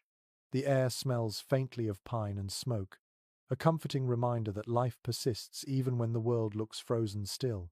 You step outside the lodge and stretch, feeling the stiffness in your limbs from another long night in the cold. Around you, the camp is quiet.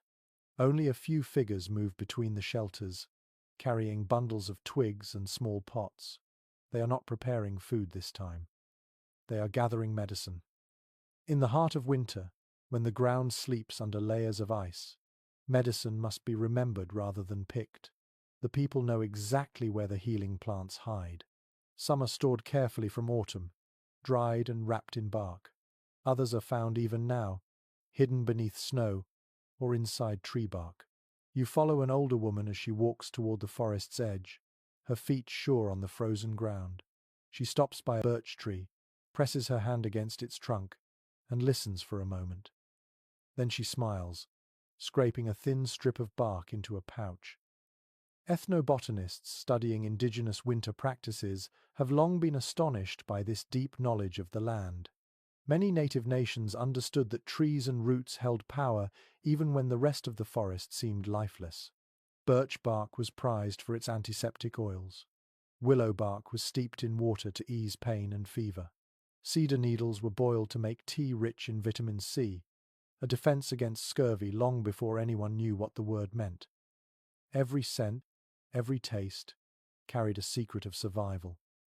A Jesuit chronicler in the 17th century once confessed that he owed his life to such knowledge. He fell ill during a long winter journey, weak with fever, until his native companions brewed him a bitter drink from pine needles and spruce tips. Within days, he recovered. He wrote that it tasted like the forest itself had decided to breathe for me.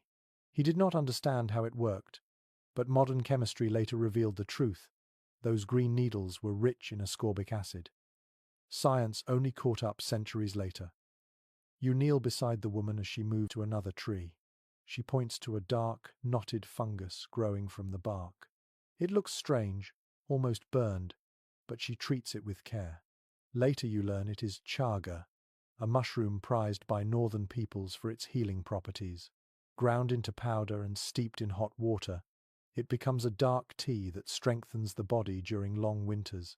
Recent studies confirm what they already knew. It contains antioxidants and anti-inflammatory compounds. For them, it was both medicine and ritual, something that restored the body and the spirit together. There is another curious custom you notice. Before taking anything from the forest, she pauses and whispers a few words. You do not understand the language, but the tone is one of thanks.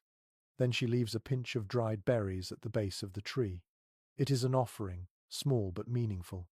Later, an elder explains that it reminds both the gatherer and the plant that their exchange must stay balanced. Take only what is needed, and give something back in return. Scholars still discuss how these rituals fit within indigenous medical practice. Some see them as purely spiritual, while others argue that gratitude itself has a measurable psychological effect, reinforcing mindfulness and care. Whatever the explanation, the results are undeniable. These people survived centuries of bitter cold without pharmacies or hospitals because their pharmacy was the forest. You walk deeper among the trees, the snow muffling your steps. The sunlight filters through the branches, scattering in silver specks. Every few minutes, the woman stops to collect something new: dried cattail fluff for bandages, spruce resin for wounds, roots that look ordinary but smell sharp and clean when cut. Each item has a story. She tells you that cattail down was used to cushion broken bones, and that resin sealed cuts faster than anything else. You realize that this knowledge, stored in memory rather than paper, is as vital as any fire. An early traveler once remarked that he saw no need for medicine among the people of the north, because they do not fall sick as we do. Of course, then he was wrong. They fell ill, like all humans, but their methods of healing were intertwined with their way of life. Illness was not something to be fought, but something to be guided back into balance. Healing meant restoring harmony between body, spirit, and season. In one account from the plains, women prepared a winter tonic by boiling bear fat with small branches of sage and pine. The result was rubbed on the skin to keep it supple and to ward off frostbite. Modern dermatologists, perhaps unknowingly, rediscovered the same principle in moisturizing ointments centuries later. Nature had already written the formula.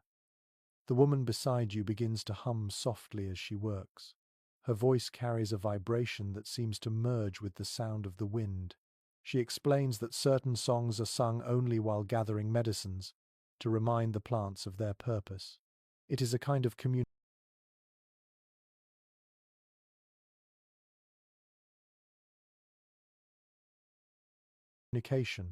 a promise of partnership. You feel something shift inside you as you listen, a quiet awe at how seamlessly knowledge and reverence fit together.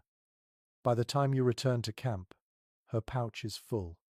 Inside are treasures of survival: bark, roots, needles, and resin.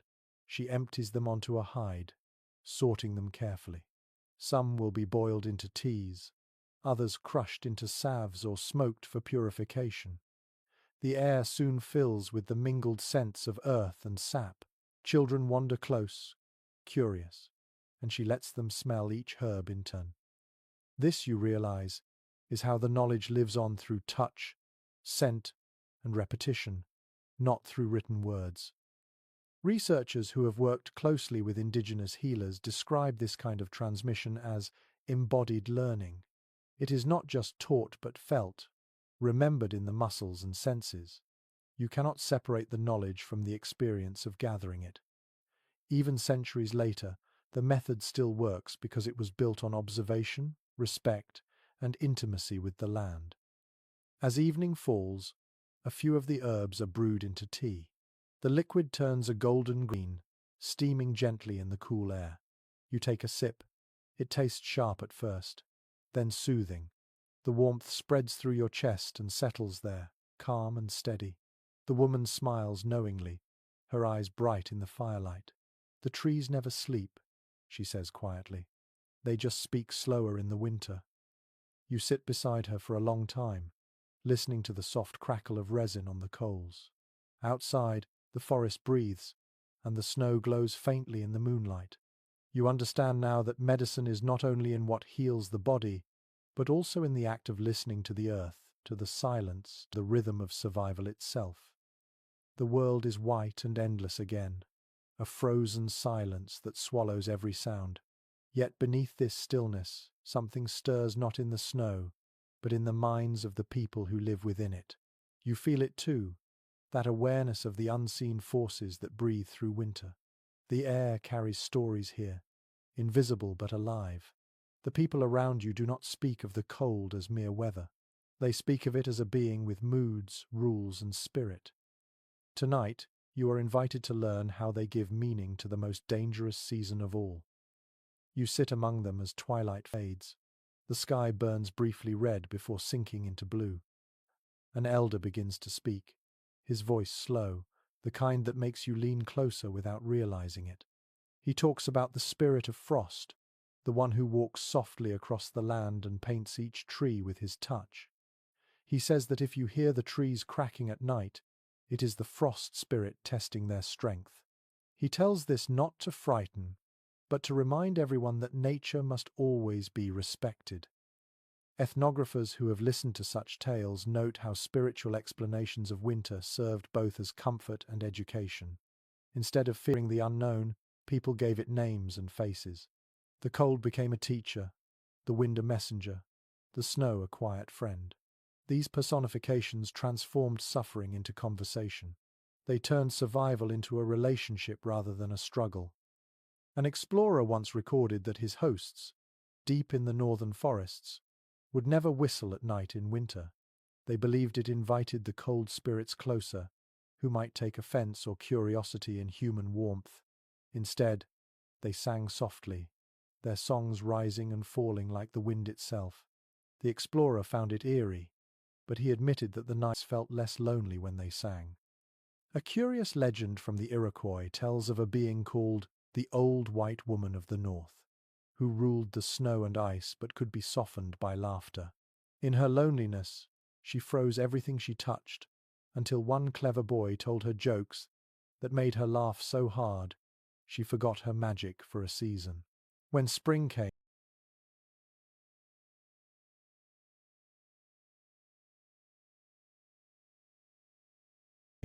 the people said it was because laughter had melted her heart. The lesson was simple but profound. Joy could be stronger than cold. Modern scholars sometimes debate whether such myths were purely metaphorical or rooted in deeper environmental observation. Some argue they helped encode knowledge about the seasons, like the timing of thaws or migration patterns. Others see them as emotional maps, guiding communities through fear and hardship. Either way, these stories became invisible threads that tied hearts to the land. You notice how the younger listeners sit quietly, eyes wide, their small hands clutching furs. For them, these spirits are real, part of everyday life. The frost spirit watches but also protects. The wind warns of storms. The aurora borealis dances across the night sky as the ancestors' fires. Even the silence of snow holds meaning. It is not emptiness but presence. Anthropologists have found that winter myths often carry practical lessons hidden beneath their poetry. A story about a woman punished for sleeping too close to the edge of camp teaches safety from predators. A tale about hunters who mocked the wind becomes a warning about arrogance toward nature. Every spirit has its shadow and its wisdom. An old traveler once wrote that the people he stayed with feared no god of the cold, but treated it like a neighbor whose moods they understood. They spoke kindly to the air, greeted the sunrise with breathless gratitude, and accepted the dark months as part of life's balance. He confessed that, after months among them, he too began to talk to the snow as if it could hear him. In the firelight, another story begins. This one speaks of a woman who followed the voice of the snow into the mountains. She was gone for 3 days and returned with a face glowing like ice in sunlight. She told her people that she had met the spirit of winter, who had shown her how to keep the cold at bay. She taught them to line their shelters with moss, to hang hides against the wind, to store warmth inside rather than chasing it with fire. Her wisdom became custom, and the people lived through the longest winters. There are faint echoes of shamanic tradition in these stories. Anthropologists who studied Arctic and subarctic cultures note that spiritual visions often coincided with moments of environmental insight. Dreams told people where the caribou would move, or when the ice would break, blending the mystical and the practical into one truth. In that sense, spirituality was not an escape from reality but a deeper way of seeing it. The elder speaking now stirs the coals before him. Sparks rise like tiny stars. He looks up at you and says, "Cold is not evil. It just wants to be respected." His eyes glint in the firelight, steady and calm. You nod, understanding what he means even without sharing his language. The frost spirit, the wind, the darkness, these are not enemies. They are reminders that life is precious because it can end. Some modern thinkers draw parallels between these winter beliefs and early forms of environmental ethics. To view nature as alive and aware creates a sense of responsibility. If every gust of wind or fall of snow carries intention, then waste and greed become not only impractical but disrespectful. The result is a harmony born not of fear, but of mutual recognition. The storytelling ends, but no one moves to sleep yet. The silence afterward feels sacred, as if the air itself is listening. Outside, the wind sighs softly against the walls of the lodge. The sound could be a spirit passing, or simply snow falling from a branch. You realize that it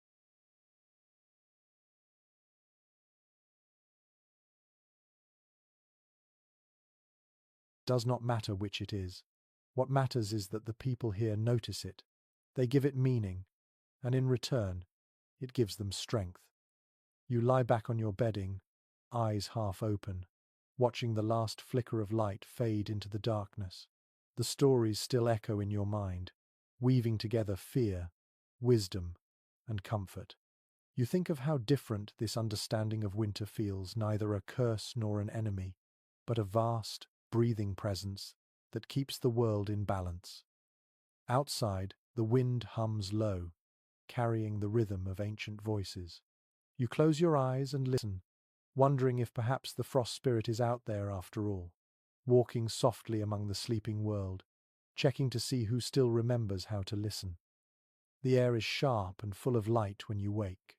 The horizon glows faintly pink, and the snow sparkles like powdered glass. Somewhere nearby, dogs begin to bark, their voices rising and falling in joyful chaos. You step outside and see them tethered near a line of sleds, tails wagging, tongues lolling. Their breath rises in clouds. They look both wild and affectionate, creatures of the cold who belong here completely. The people around you move easily among them, speaking in short, rhythmic tones. Today is a travel day across the frozen land, and the dogs are not just animals. They are partners, engines of survival, and companions of warmth. The sleds are elegant and simple. Long wooden runners curve upward at the front like frozen waves. The frame is lashed with rawhide cords, light enough to lift but strong enough to carry hundreds of pounds. Furs, tools, and food bundles are already packed neatly. One man kneels to check the traces, murmuring softly to his lead dog. The animal watches him closely, ears twitching, eyes bright with understanding. There is affection in the moment, the kind of mutual trust that forms only through years of shared hardship. Historians who have studied these winter traditions often point out that dog sleds were more than a mode of transport. They were lifelines connecting distant camps. Before the arrival of horses or snow machines, dogs carried trade goods, messages, and even the sick across miles of frozen tundra. Archaeological remains of sled runners found in Alaska and northern Canada date back thousands of years, evidence of an innovation as vital as the bow or the canoe. A curious record from an early European explorer tells of his surprise when he realized that sled dogs were not treated as tools but as kin. Families spoke to them, sang to them, and even fed them pieces of their own food. In many stories, dogs appear as messengers between humans and the spirit world. Among the Cree, a tale tells of a dog that carried the first flame of life through a snowstorm, bringing warmth back to humankind. The bond was practical, emotional, and sacred all at once. Ethnographers note that sleeping beside dogs was another ancient strategy against the cold. In the long, bitter nights, families sometimes allowed the animals to curl around them, their thick coats radiating heat like living blankets. The phrase, Three-dog night, still used today to describe bitter cold, comes from this very practice. The dogs gave not only labor and protection, but also warmth and comfort when the fire burned low. Modern researchers continue to study how these partnerships evolved. Some argue that early domesticated dogs in North America were specifically bred for endurance and temperament rather than size. Others believe that a mix of natural adaptation and selective care created animals uniquely suited to harsh climates. Whatever the origin, the relationship between human and dog in these frozen lands became one of profound interdependence. You watch as the team prepares to depart. The leader gives a soft whistle, and the dogs instantly lean into their harnesses. The sled creaks, the runners glide forward, and soon the motion becomes smooth and effortless. You step onto another sled, clutching the frame. The wind bites your cheeks, but the exhilaration outweighs the sting. The landscape blurs around you, open fields of white dark lines of distant forest, the faint shimmer of ice crystals drifting in sunlight. The lead dog moves with purpose, tail high. Each dog knows its place in the team, the leaders to guide, the swing dogs to steady turns, the wheel dogs to power through deep snow. The sled follows a rhythm older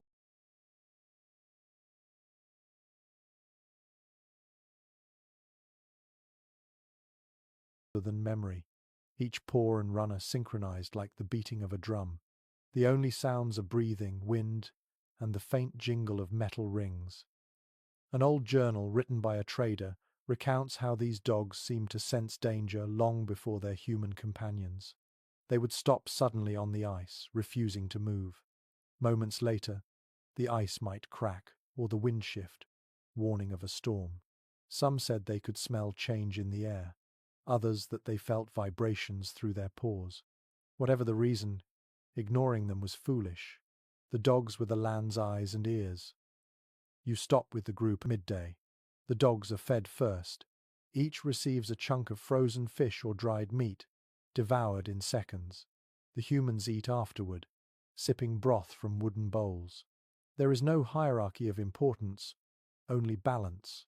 The warmth shared between species is as natural as breath. A woman sitting beside you tells a story about a time when the dogs saved an entire village. The hunters had gone too far and were trapped by a sudden storm. The dogs, sensing their path home, turned against the wind and found their way back through blinding snow. They dragged their masters safely into camp, their fur coated in ice. When they collapsed, the people covered them with furs, feeding them bits of tallow until they stirred again.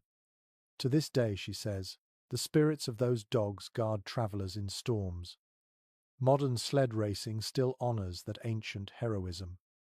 Historians link the endurance of these animals to centuries of careful breeding and mutual respect. Even in contemporary Arctic communities, the old bond remains unbroken. Technology has changed, but the spirit of partnership endures. As the journey continues, you notice how much communication happens without words. A tilt of the musher's head, a shift of tone, a short whistle, all instantly understood. The dogs respond not with fear, but with eagerness. They seem to love the rhythm of motion, the endless horizon ahead. Perhaps that is their joy, the same wild beauty that drives people to explore and survive. When the sun begins to sink, the sleds stop beside a line of trees. The camp forms quickly, practiced and calm.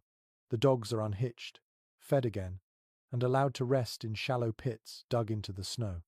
They curl into perfect circles, their tails covering their noses. A soft snoring hum fills the air, a lullaby of trust. You realize that, for these people, survival is not lonely. They live surrounded by breathing warmth, by hearts that beat for them in both gratitude and companionship. You lie down that night beside the sled, the air still humming with the day's rhythm.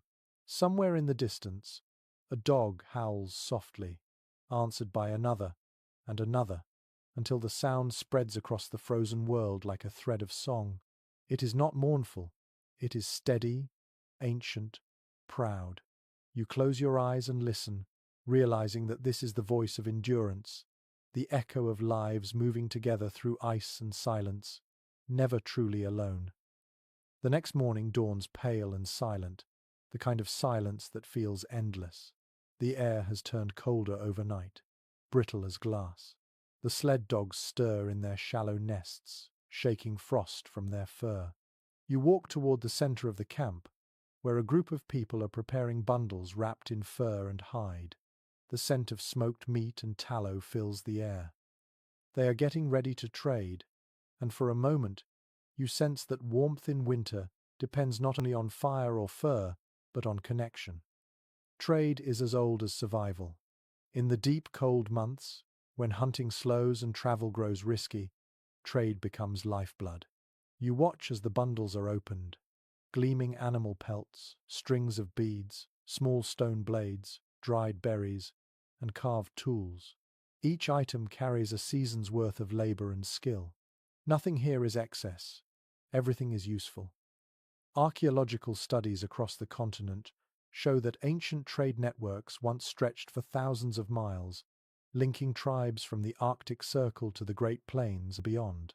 Shells from coastal regions have been found buried alongside bones of buffalo far inland.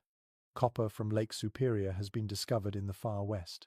The cold did not isolate these people. It connected them, creating long paths of exchange that carried warmth in the form of goods, ideas, and friendship. A traveler's diary from the early 18th century describes a winter gathering at a frozen riverbank. He saw hundreds of people arriving on snowshoes and sleds, their breath forming clouds in the morning air. They brought pelts, baskets, furs, and stories. He wrote that the sound of trade was not shouting or haggling, but laughter and song.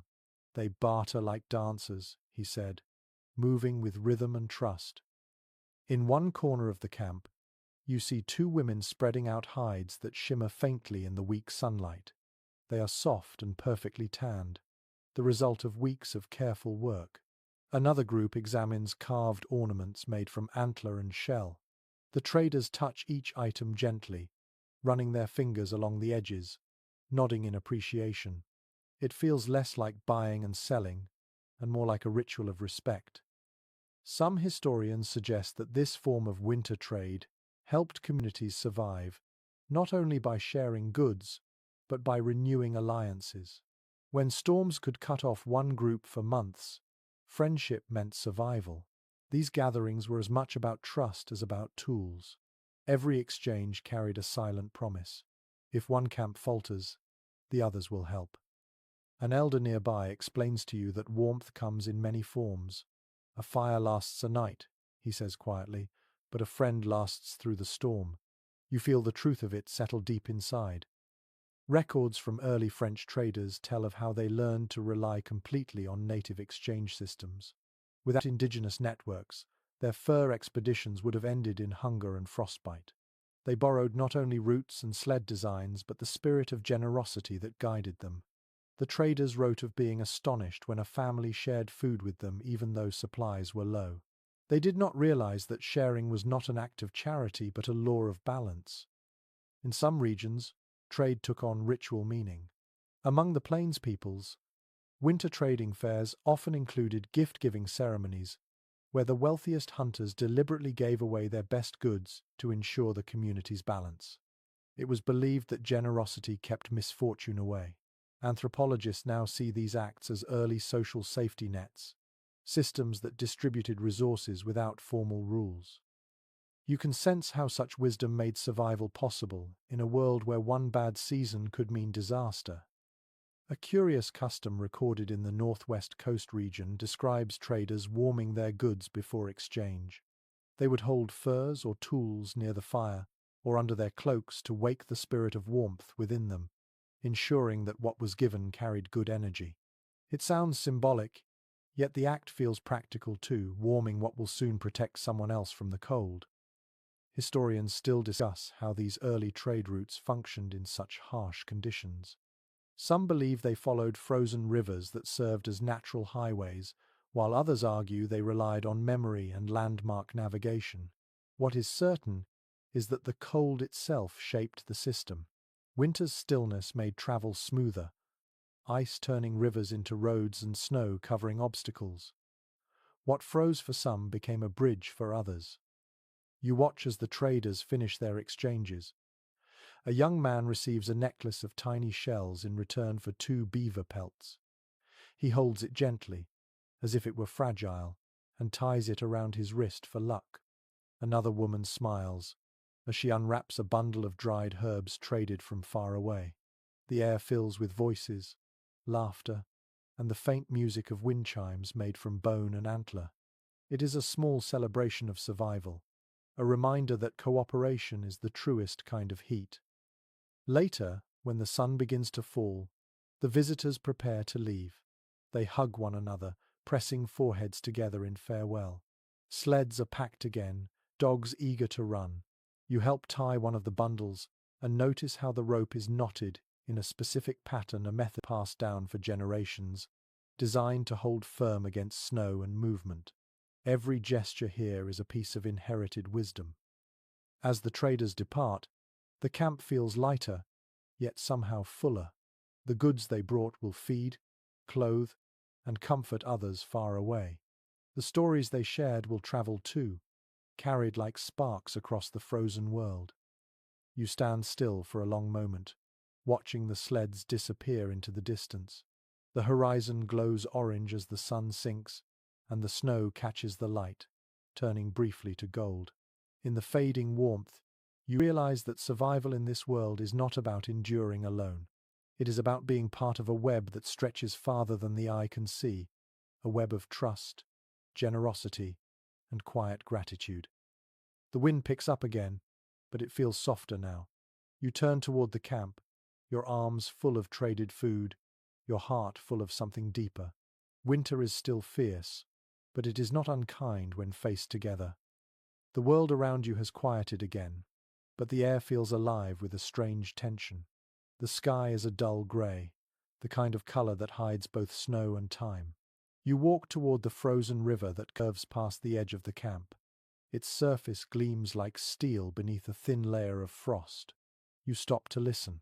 There is no sound except a faint creak deep below, as if the river itself is dreaming under its icy skin. This river, they tell you, is both road and prison. In winter, when the surface hardens, it becomes the lifeline that connects distant lands. Hunters travel its length to reach new camps. Traders cross it carrying furs and food. But when the thaw comes, the same river can swallow sleds, homes, even people whole. The ice gives and takes as it pleases. Archaeological records reveal that ancient winter settlements often grew along riverbanks for exactly this reason. Waterways were the original highways of the continent. When frozen, they offered smooth travel for sleds. When open, they carried canoes. In some regions, families built their winter homes beside smaller streams to ensure access to both water and transportation. The rivers dictated rhythm, determining when to move and when to stay still. A curious detail from early explorers' journals describes how travelers listened to the river to predict its mood. They would press their ears to the ice and wait for the sounds within. A deep hum meant the ice was thick and strong. A hollow crackle suggested danger. Some elders could tell, just by sound, when the river would begin to break apart. Their knowledge came not from measuring, but from memory years of listening and surviving. You kneel and touch the ice now, your fingers numb almost instantly. Beneath the surface, you see faint ripples of movement, dark water shifting in slow silence. It feels alive, patient, waiting. The cold bites your skin, but you leave your hand there anyway, sensing the quiet power beneath. Ethnographers studying northern river cultures often speak of the respect people held for these frozen waterways. They were treated as living beings, capable of kindness and vengeance. Before crossing, travelers might whisper greetings or sprinkle a few drops of fat onto the ice as an offering. The gesture was both gratitude and caution, a reminder that every step across was borrowed permission. One winter legend from the Yukon tells of a young hunter who mocked the river, calling it lazy for sleeping under snow. The next day, the ice cracked beneath him, swallowing his sled and dogs. The people said the river had taken him as a lesson for those who forget humility. It was not superstition, but memory disguised as myth, a warning wrapped in story, ensuring that each generation stepped lightly. Historians continue to discuss how such stories shaped practical survival. Some believe that spiritual respect reinforced safety behaviors, like testing ice thickness or avoiding crossings after sudden temperature changes. Others argue that these tales reflected an emotional truth, that survival in a place so vast required both caution and reverence. You find yourself agreeing with both. You walk along the frozen bank, hearing the faint groans of the river shifting under pressure. The sound is hauntingly beautiful, like the voice of a giant far away. Each crack echoes through the valley, sharp and quick, then fades into stillness. The air smells faintly of wet stone and pine resin. You feel both fear and awe, a mixture that seems to define life here. A French trader once wrote that he could always find his way home in winter by following rivers. They are the only roads that never lie, he said. Yet he also noted that crossing them was the most dangerous act of the season. Too early in the freeze and the ice was thin, too late in spring, and it broke without warning. The people who lived here understood these moods intimately. They could read the river's surface like others read the sky. A detail often overlooked by outsiders is how these frozen rivers became gathering places even in the coldest months. Families would meet on the ice to share news, repair tools, or fish through small holes cut into the surface. The solid river became both bridge and floor, turning the harsh landscape into a social space. It was, for a brief time, a place of life rather than danger. Modern hydrologists studying ancient ice layers now confirm what the old stories already knew. Rivers freeze differently every year, depending on wind, snowfall, and temperature. Some patterns repeat over decades, others shift unpredictably. The people's survival depended on this constant awareness. They were not predicting the future, they were remembering patterns hidden in sound and texture. You stop at a bend where the river narrows. The ice here is crystal clear, revealing stones trapped just below the surface. A man kneels beside you and points. "That one sings," he says quietly. He takes a small stick and taps the ice. A clear, ringing note rises into the air, fading slowly. "That means it sleeps peacefully," he adds. You listen again, enchanted. The sound is almost like music. As the sun dips lower, the river begins to glow with the reflected light of the sky. Pink and gold ripple faintly across its frozen skin. The people call this hour the river's breath, when the ice warms just enough to stretch before night closes in again. For a few moments, it seems to pulse gently under your feet, alive and aware. A researcher once wrote that the relationship between humans and their frozen rivers might be the earliest example of what we now call environmental empathy, the ability to see natural forces not as objects but as companions. You can feel that truth now. Standing here, you sense no separation between the ice and the people who depend on it. Both endure, both adapt, both listen. The light fades, and the cold sharpens once more. You turn back toward camp, walking along the frozen trail that gleams like silver under the dusk. Behind you, the river groans again, deep and slow, a reminder that it is always awake, even beneath the snow. You glance back one last time. The surface has already begun to frost over your footprints, erasing them gently. By the time you return, the stars have appeared. Someone hands you a bowl of warm broth, and the steam curls up toward the night. You sip it slowly, your body thawing while your mind lingers on the sound of the river. Its voice still echoes in your chest, steady, timeless, and endlessly patient. The air the next morning feels lighter, as if the world has exhaled. Frost still clings to the edges of your cloak, sparkling like small stars. You walk through the camp and notice people preparing for travel again. Today they move not to trade or hunt, but simply to explore, to check their traps and paths. You glance down and notice their feet, wrapped in soft, thick moccasins. They move easily, almost silently, even across ice and snow. You try to follow, and your heavy boots make an awkward crunch that feels loud against the quiet. You crouch beside one of the elders who is relacing his footwear. His hands move with practiced grace as he tightens a thin sinew cord across the top. The moccasins are made of deerskin, double-soled, lined with fur. He smiles when he catches you watching and gestures for you to feel them. They are surprisingly light and warm, the texture supple but strong. You begin to understand why they are perfect for winter travel. Archaeologists have uncovered moccasins preserved in ice, some thousands of years old. Even after centuries, the design remains instantly recognizable. The seams are placed on top to avoid wearing through the soles, and the inner layer is stuffed with dried grass or moss for insulation. Each region had its own style, from the beaded patterns of the plains to the wraparound soft boots of the Arctic. What never changed was the understanding that warmth begins from the ground up. A French trader once remarked that his feet never truly felt warm until he copied the design he saw among the Cree. His leather boots froze stiff, while moccasins stayed flexible. The difference was in the material: tanned hides that could breathe, preventing sweat from freezing. The design did not just trap warmth. It managed moisture, something modern engineers still struggle to perfect. One particularly clever technique used by the northern peoples involved wearing two layers. The inner pair was made from rabbit or beaver fur, the outer from moose hide. Between them, fine grass was packed loosely to absorb dampness. Each evening, the grass was removed and dried near a lamp before being replaced.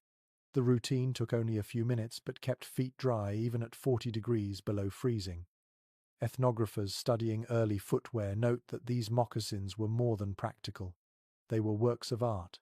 The stitching was precise, often decorated with quills or beads that carried meaning. A traveler could identify a person's tribe, family, or even personal story by the patterns on their shoes. Flowers might represent lineage. Geometric shapes could mark achievements or visions. Beauty and utility walked together in every step. A curious story from the subarctic tells of a woman who dreamed of a spirit deer that taught her to make winter moccasins. In her dream, the deer told her to use its own hide, so that her people could walk quietly through the forest. When she awoke, she followed the instructions and found that her steps left no sound in the snow. Since then, moccasins have been considered gifts of both skill and humility, allowing humans to move through nature without disturbing it. Historians continue to discuss whether the techniques of soft-soled footwear influenced later Arctic boot designs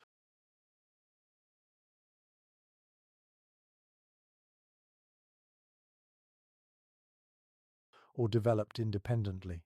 Some believe that the flow of trade and intermarriage between nations blended the traditions, while others argue that the similarities arose naturally from shared conditions.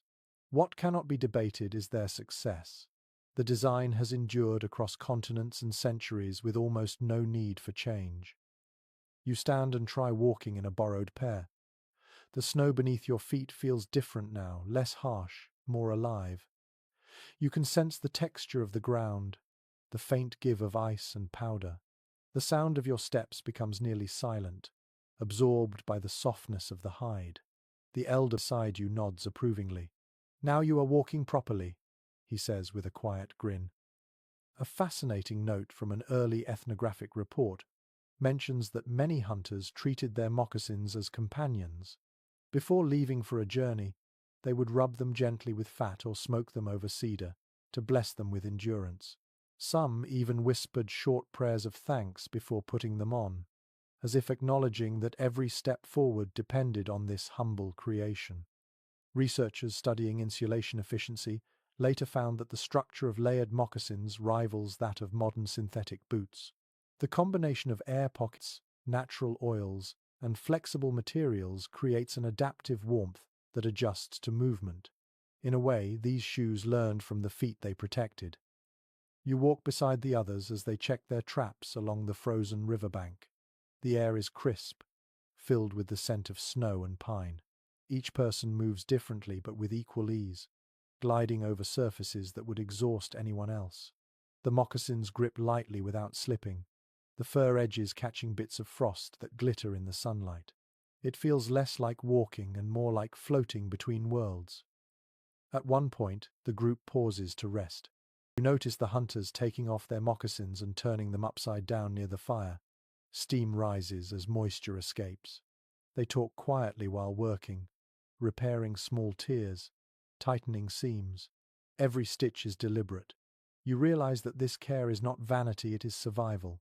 In this place, a single tear left unattended could mean frostbite or worse. An old tale shared around the fire tells of a woman who saved her family by sewing through the night. Their shoes had worn thin, and the cold had begun to bite. She stitched until her fingers bled, then warmed the new moccasins under her body before placing them on her children's feet. When morning came, they could walk again. The story is told not for pity but for pride, a reminder that skill and love keep people alive. Modern historians often call clothing a reflection of culture, but here it feels like something more intimate. These shoes are not just objects. They are memories, hands, and hearts made visible. Every pair carries the imprint of the maker's care and the wearer's journey. You feel it in every step. As the day fades, you return to camp with the group. The fire crackles softly, sending sparks into the night. The moccasins are lined up neatly near the entrance, steaming faintly in the warmth. They look like small resting animals, content after a long journey. You sit beside them, watching the snow fall outside, and think about how much wisdom is hidden in simple things. The cold presses gently at the walls, but your feet are warm, wrapped in deerskin, protected by patience and tradition. You take a deep breath and smile, realizing that warmth, once again, is not just something you find, it is something you make, one careful stitch at a time. The sky that morning is a pale grey, the color of old silver. The air bites but carries a hint of softness that suggests the storm has passed. You hear laughter before you even open your eyes, high and bright, cutting through the cold like birdsong. When you step outside, the source becomes clear. The children are awake. They run through the snowdrifts in layers of fur and hide, their cheeks red, their hair frosted with tiny crystals. For a moment, the bleak winter landscape transforms into a playground of light and motion. You stand still and watch, amazed by their energy. They roll in the snow, chasing one another, sliding down small hills, throwing handfuls of powder into the air so it rains down in sparkling clouds. Their laughter echoes against the frozen trees. It feels impossible that such joy could exist in a place so harsh. Yet here it thrives. The adults nearby smile as they work, their faces soft with quiet amusement. Ethnographers who studied winter life in northern camps often remarked on this same phenomenon, that children were rarely still, even in the deepest cold. Their play was not just amusement, but preparation. Every game, every challenge, taught them something useful. Snowball fights trained their aim. Sliding and running on ice improved balance and endurance. Even the way they learned to build miniature shelters mirrored the construction of real lodges. Play was the first school of survival.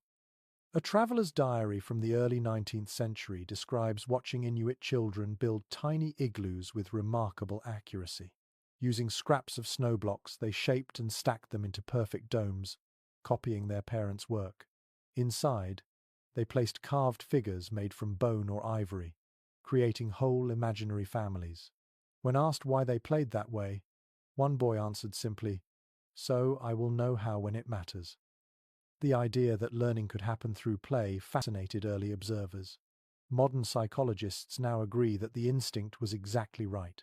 Through repetition and imagination, children internalized complex skills long before they had to use them. The games of winter were lessons written in laughter. You walk closer and see a group of children sliding across the ice on flat pieces of bone tied to their feet. They balance with small sticks, pushing themselves forward. It looks like a primitive version of skating, and you later learn that such play was common across many northern cultures. The bones came from caribou or seal, their smooth surfaces gliding perfectly on frozen lakes. What began as play became practice for traveling over long distances when grown. Nearby, a young girl is sculpting figures from snow, shaping them into animals. A bear, a fox, a bird mid-flight. Her hands are quick and sure. One of the elders kneels beside her, pointing out details: the curve of a wing, the placement of paws. The lesson is gentle, wrapped in affection. You realize that even art here is a kind of memory, a way to hold on to the world during months when the real animals have vanished into hibernation or migration. In one corner of the camp, a group of children gathers around a woman who is telling a story. She gestures with her hands, mimicking the sway of trees and the flight of birds. The children respond in unison, filling in familiar lines. Storytelling and play flow together seamlessly, keeping minds sharp and spirits bright. These are the earliest seeds of identity, planted in frozen soil. A curious note from an early missionary recounts his confusion when he tried to teach arithmetic to native children during winter. They smiled politely, then demonstrated their own version of counting using sticks, snowballs, and footprints. Each object represented a number, and by the end, they had solved the same problems without writing a single symbol. What he dismissed as play was in fact an education shaped by nature itself. Historians have suggested that such childhood resilience contributed greatly to the endurance of entire communities. Children learned early not to fear the cold, but to understand it. They played with snow as if befriending it, turning an enemy into a toy. When they grew older, the lessons remained in their bodies: how to move lightly, how to fall safely, how to find warmth in motion. You notice now that some of the games carry elements of ceremony. The children take turns running to a post and back, shouting the names of ancestors with each lap. The adults cheer softly, clapping in rhythm. The game, you are told, honors the spirits who endured before them. Every sprint through the snow is both exercise and prayer. A fascinating observation made by anthropologists is that these winter games were interwoven with moral teaching. If a child hoarded snowballs or pushed another too hard, the group would gently remind them of balance and fairness. Cooperation mattered more than victory. The lessons learned in play became the values that guided adult life: patience, teamwork, and quiet pride. You smile as one small boy stumbles into a drift and disappears completely. A moment later, he pops up, laughing so hard his voice echoes through the trees. His friends help brush the snow from his fur coat, and soon they are all tumbling together again. It feels like the purest expression of warmth, a kind that has nothing to do with fire or shelter. As the day fades, the children begin to slow. Their laughter softens into quiet chatter. The adults call them back, wrapping them in heavier cloaks. Someone hands out small pieces of frozen berries mixed with tallow, a winter treat that glistens like jewels in the fading light. You watch as they eat, cheeks glowing, eyes bright with satisfaction. A French trader once wrote that he had never seen people face winter with such contentment. Their children laugh in the snow as ours weep beside the hearth, he observed. He did not mean it as judgment but as wonder. In these communities, joy was not something postponed until spring. It was part of the cold, a light glowing from within. Night falls gently, and the camp grows quiet again. The sky deepens to indigo, scattered with stars. You see a faint shimmer of aurora on the horizon, pale green and alive. The children, already half asleep, murmur softly about spirits dancing. You look up and think perhaps they are right. You return to your shelter, the sound of laughter still echoing faintly in your ears.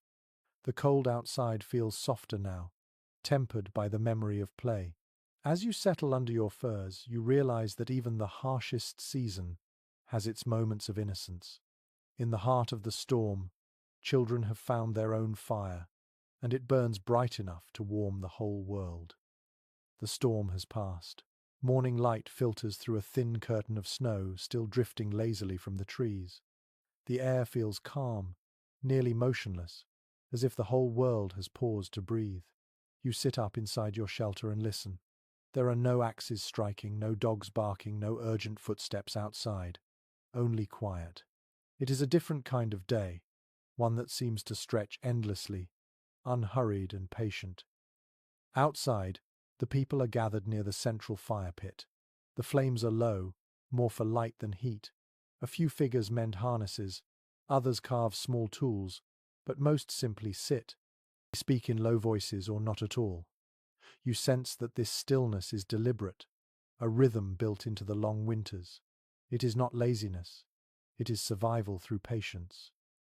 Historians who have written about northern life describe winter as a time of enforced reflection. When the hunts ended and the rivers froze, there was little to do but wait.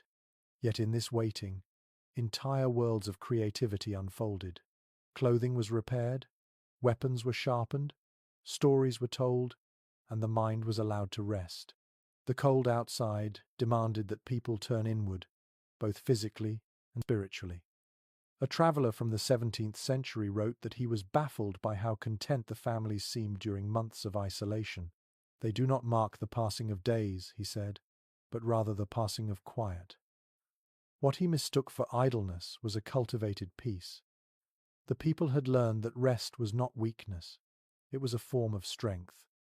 You watch as one woman sits by the light, scraping a bone needle against a stone to sharpen it. The motion is small and rhythmic, hypnotic in its repetition. Another woman threads sinew through beads of shell, repairing a necklace. The soft click of each bead like a metronome. A man nearby polishes the shaft of a spear, his movements slow and sure. No one rushes. There is no concept of wasted time, only preparation. Archaeologists studying ancient winter camps have found that many contained more art and craft objects than summer settlements. During the long cold months, people turned their attention to what their hands could make. Intricate carvings, tools decorated with tiny designs, and garments embroidered with stories all trace back to these quiet seasons. Beauty became a way of waiting. An anthropologist once observed that patience was the defining skill of winter survival. The hunter who acted too soon risked wasting energy, while the one who waited for the right moment lived. This principle extended beyond hunting. Children were taught patience from the beginning, to wait for the fire to catch, to wait for the fish to bite, to wait for the thaw. In the stillness, they learned rhythm, humility, and endurance. You remember a story an elder told one evening about a man who grew tired of waiting for spring. He set out across the frozen plains too early, eager to see green land again. The ice beneath him cracked, and the wind swallowed him in white. When the snow melted, the people found his walking stick standing upright in the thawing ground, as if planted there by the wind. The elder had smiled when telling it. "The earth rewards those who match her pace," he had said. Modern psychologists who have studied traditional northern societies note that this winter rhythm may have preserved mental health as much as physical. The acceptance of stillness reduced anxiety. Instead of fighting the long nights, people made peace with them. In the dim light, surrounded by family and routine, the mind quieted. The cold outside could rage as it pleased. Inside, the human heart stayed calm.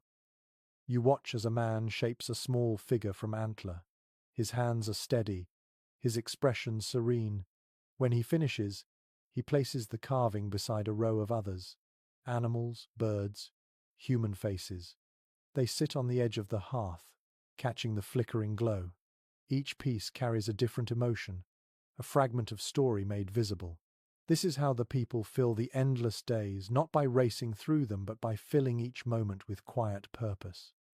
A curious record from early traders describes their confusion at this unhurried way of life. They measured progress by speed, while their hosts measured it by harmony. One trader wrote, half in awe, that they waste no time because they never feel that time is running away.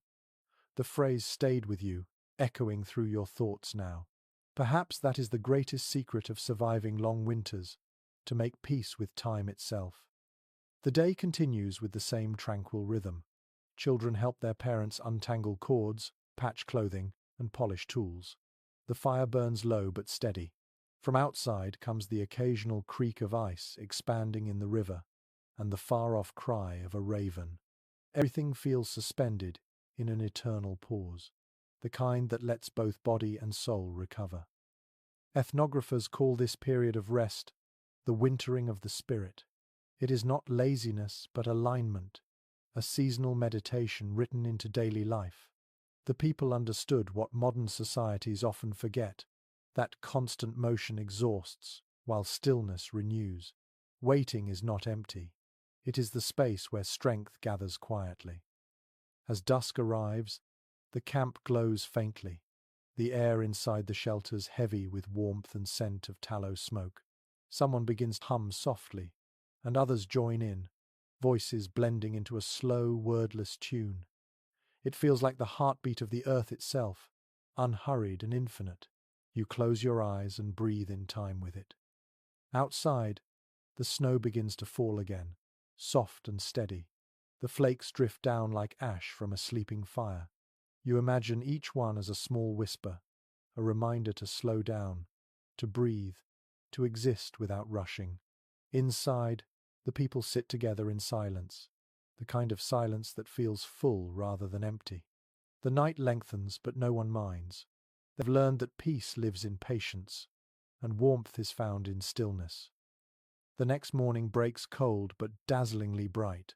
Sunlight bounces off the frozen ground until it feels as if the air itself glows. The stillness of yesterday has been replaced by quiet motion. You step outside to find hunters preparing to leave, wrapping cords and tightening packs. They move with deliberate care, their breath pluming in clouds that vanish into the light. A few elders stand watching from the edge of camp, their eyes fixed on the horizon. It looks like any other day, yet you sense something different in the air. This journey will depend not on sight but on communication beyond words. The hunters will travel far, through open plains where landmarks vanish under snow and sky become one. To find their way home, they rely on signs invisible to most. You notice small carvings of wood tied near the shelters, each marked with faint patterns. They are signals, reminders of direction and distance. You follow one man who carries a bundle of split sticks with tiny notches along their sides. Before he leaves, he plants one firmly in the snow and points to it. "For those who follow," he says quietly. Anthropologists studying early northern navigation systems often marvel at these methods. Long before maps were drawn, indigenous hunters developed complex systems of communication using smoke, snow markings, and sound. Smoke trails could rise for miles, their color and rhythm sending specific messages. 3 puffs might mean safe passage. 2 slow trails might signal return. When smoke was impossible, they left carved sticks or bent twigs to point towards safety. A French explorer once described seeing such signs scattered across a frozen valley. He assumed they were random until his guide explained each one like reading a book. A curved branch meant the ice ahead was weak. A triangle of sticks indicated a recent hunt. An upright post marked a safe resting site. What looked like wilderness to outsiders was in fact covered with quiet writing. In some regions, communication carried by sound was even more remarkable. Hunters would mimic bird calls to signal direction or danger. A low, rhythmic hoot told of open water nearby, while a high whistle signaled that someone had found a trail.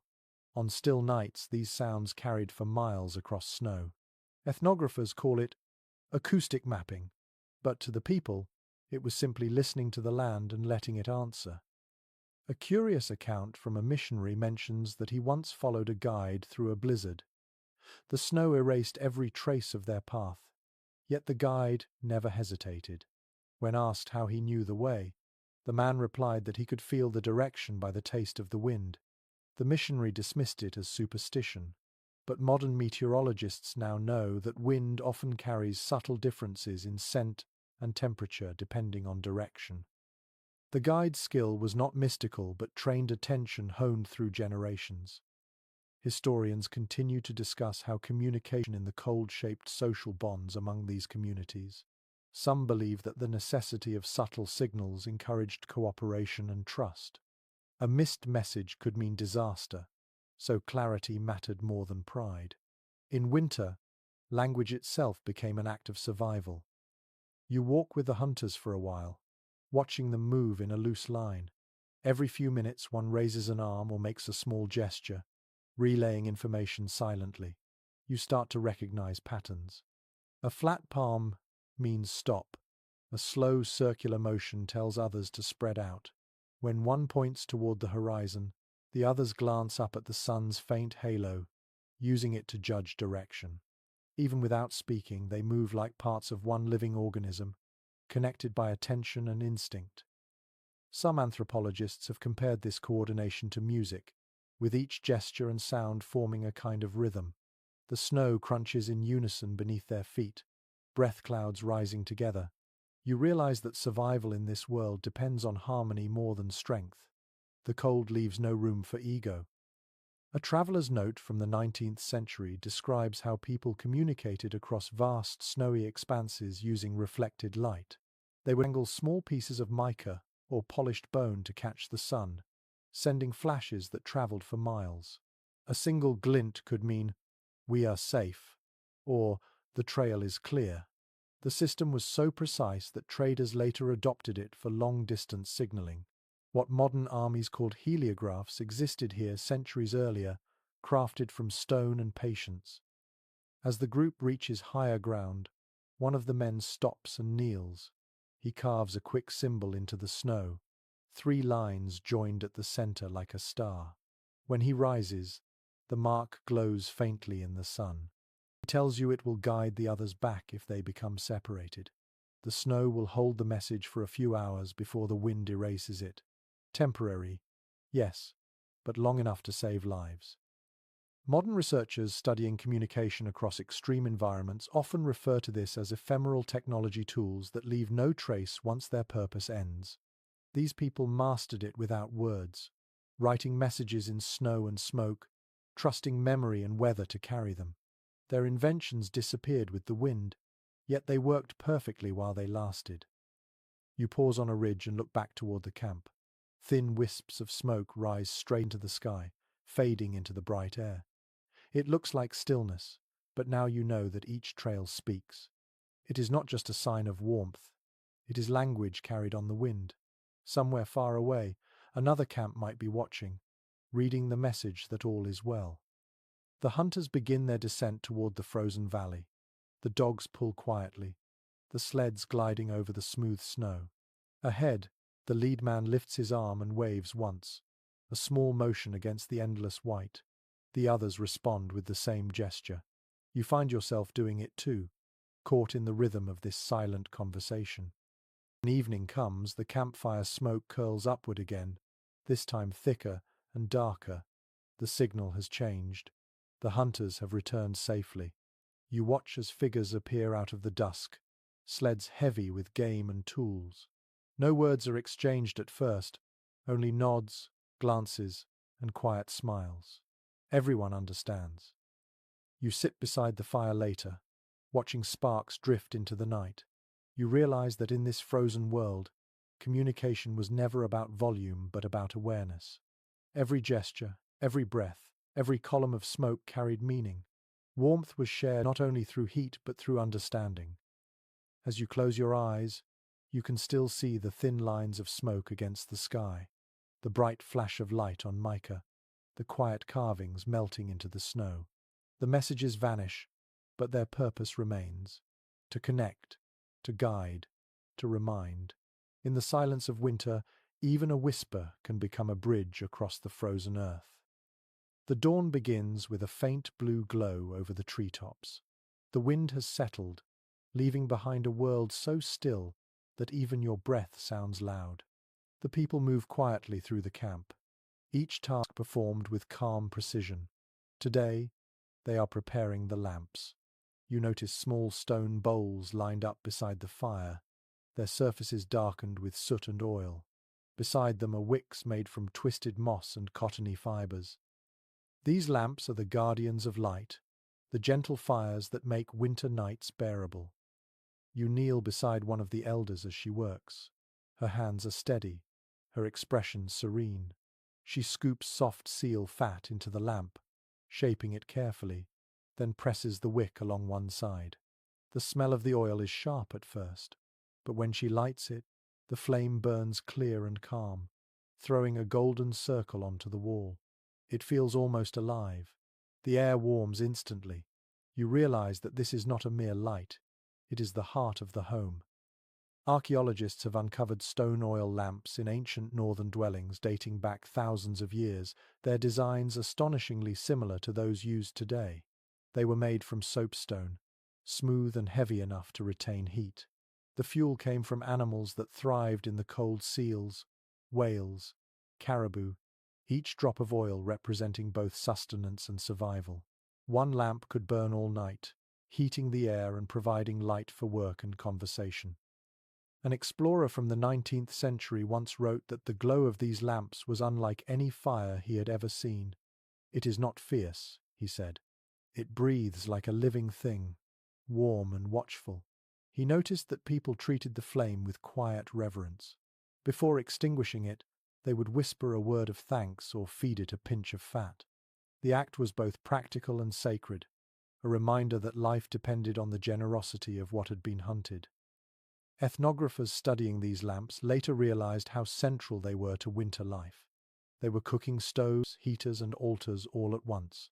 Families gathered around them for warmth and stories, measuring time by how long a flame lasted.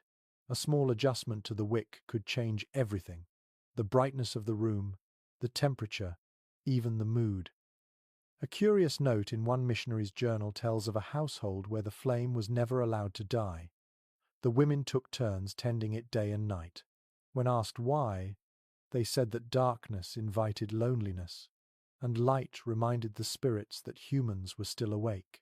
Modern scholars see this as both symbolism and science. Constant low light reduced strain on the eyes and helped maintain stable indoor temperatures. Tradition and practicality were one and the same.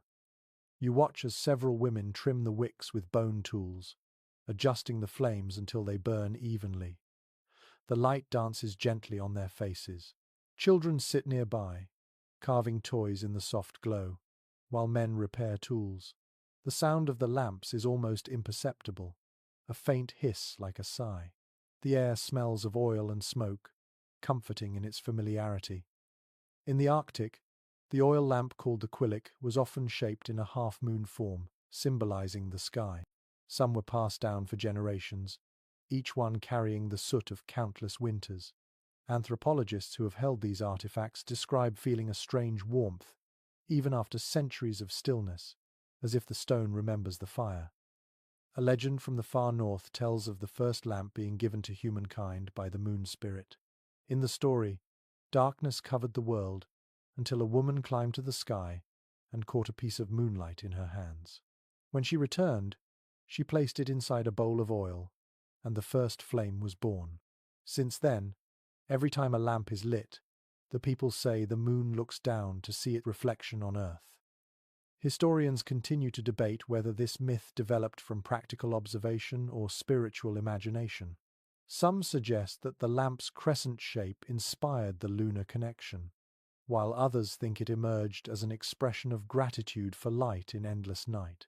Whatever its origin, the belief gave the act of tending flame a beauty beyond necessity. You sit watching the flickering light until your eyes blur slightly. The lamp burns quietly, but its warmth spreads through the room in a way no open fire could. The hides overhead trap the heat, and the stone beneath your hands feels alive with gentle warmth.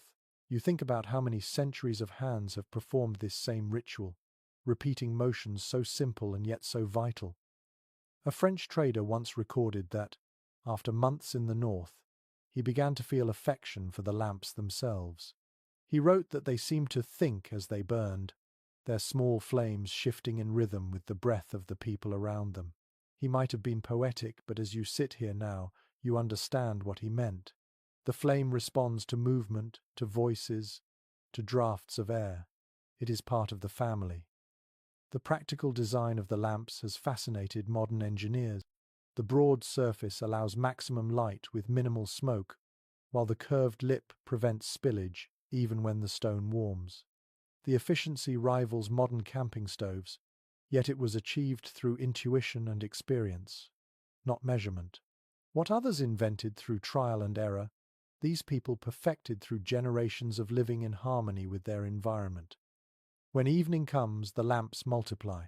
Every shelter glows with soft golden light, turning the frozen landscape into a constellation of warmth.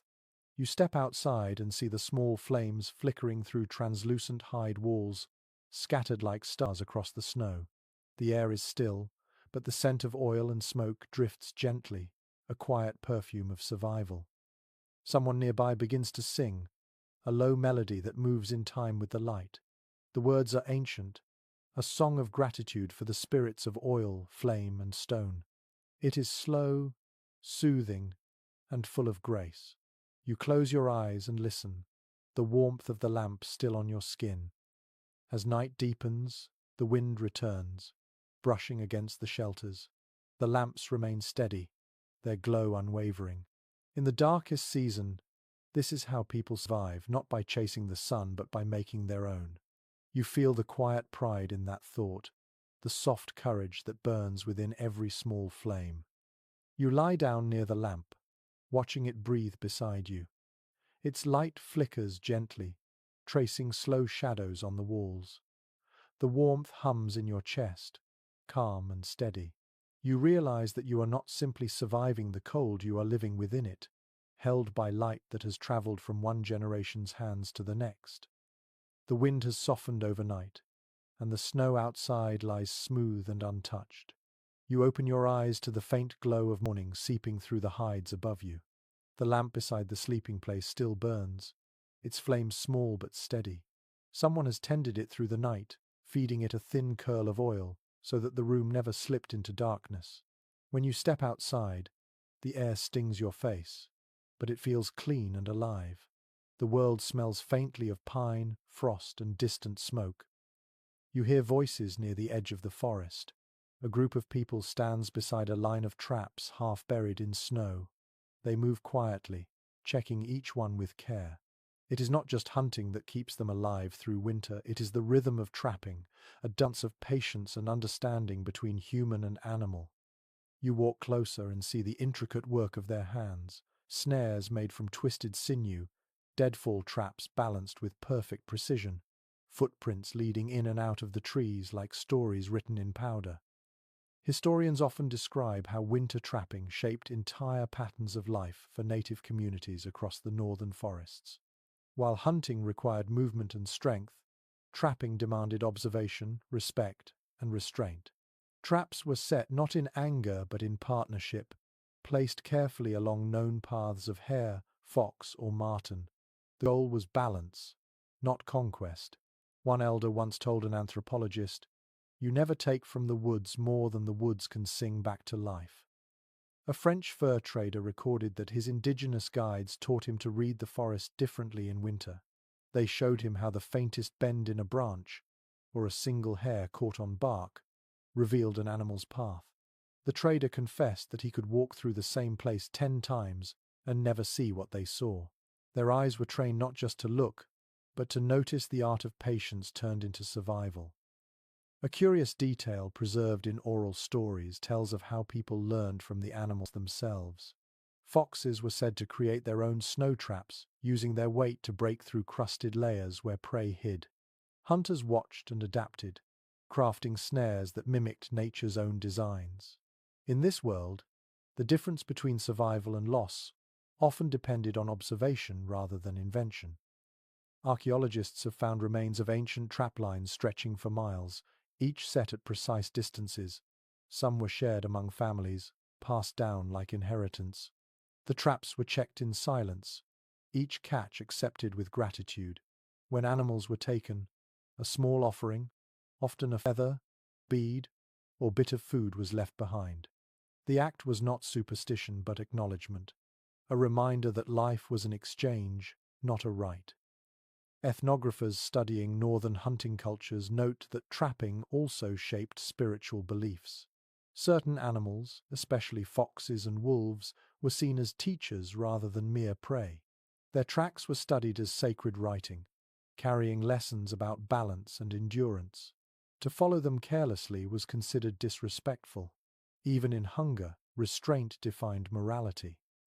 One winter story tells of a boy who set traps without ceremony, mocking the rules of his elders. He caught many animals at first, but then the forest went silent.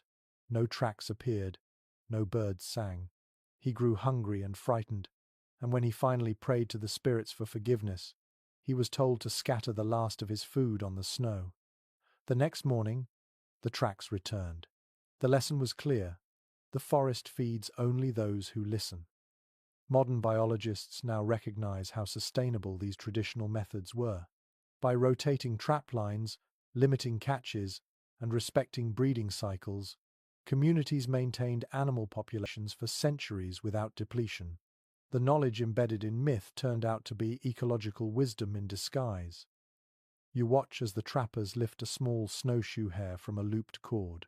The creature is handled gently, its body still warm. They murmur words you cannot understand, but recognize as thanks. The air feels hushed, almost reverent. One man smooths the snow afterward, erasing the signs of struggle. The balance of taking and giving is maintained. A researcher once wrote that the act of erasing footprints was symbolic. It reminded the hunter to leave the world as he found it. The snow was a mirror, reflecting both presence and absence. To walk lightly upon it was to honor all that lived within its silence. As the trappers continue, you notice how their tools are made from what the forest provides: bent willow branches, sinew cords, bits of stone and bone. Nothing gleams, nothing wastes. The technology is invisible, hidden in simplicity. A trap that works perfectly leaves almost no trace, like a thought whispered to the wind. An old man nearby gestures for you to follow him to a deeper part of the forest. He shows you a tree with its bark peeled away in thin strips. He explains that this tree, once cut, will draw animals to its scent. He touches the trunk and whispers a few words, a small prayer for forgiveness. You watch in silence, feeling a weight in the air that is not sadness but respect. Some scholars have debated whether such rituals were literal acts of faith or expressions of ecological awareness. Perhaps they were both. In a world where every mistake could mean hunger, reverence became a form of science. Gratitude kept the balance steady. By midday, the traps are checked and reset. The people return to camp with small bundles of fur and meat. The hides will later become gloves, moccasins, or blankets. The bones will be shaped into needles and tools. Nothing will be wasted. The air fills with the scent of roasting meat, sharp and sweet. Children help scrape hides clean, laughing as they work. Even this chore becomes an act of care. A passage in an explorer's journal tells of being astonished at the quiet cheerfulness of these scenes. They treat the taking of life as one treats the tending of a garden, he wrote. There is no triumph, only gratitude. You see now what he meant. As evening falls, the trappers sit together near the lamp's glow, hands busy with small repairs. One man sharpens a knife, another oils a cord. Their movements are unhurried, confident, sure. You realize that survival here is not a battle against nature, but a conversation with it. Each day's work is a sentence in that dialogue, written in tracks and snow, spoken softly through breath and patience. You sit quietly beside them, feeling the warmth of the lamp on your face. Outside, the forest breathes in long, slow sighs. Somewhere in the distance, a fox calls, its cry sharp and echoing through the night. It sounds less like hunger and more like acknowledgement, a reminder that in this frozen world, all things live in balance, even when the balance is cold. The wind rises again that night, low and steady like a deep breath from the earth.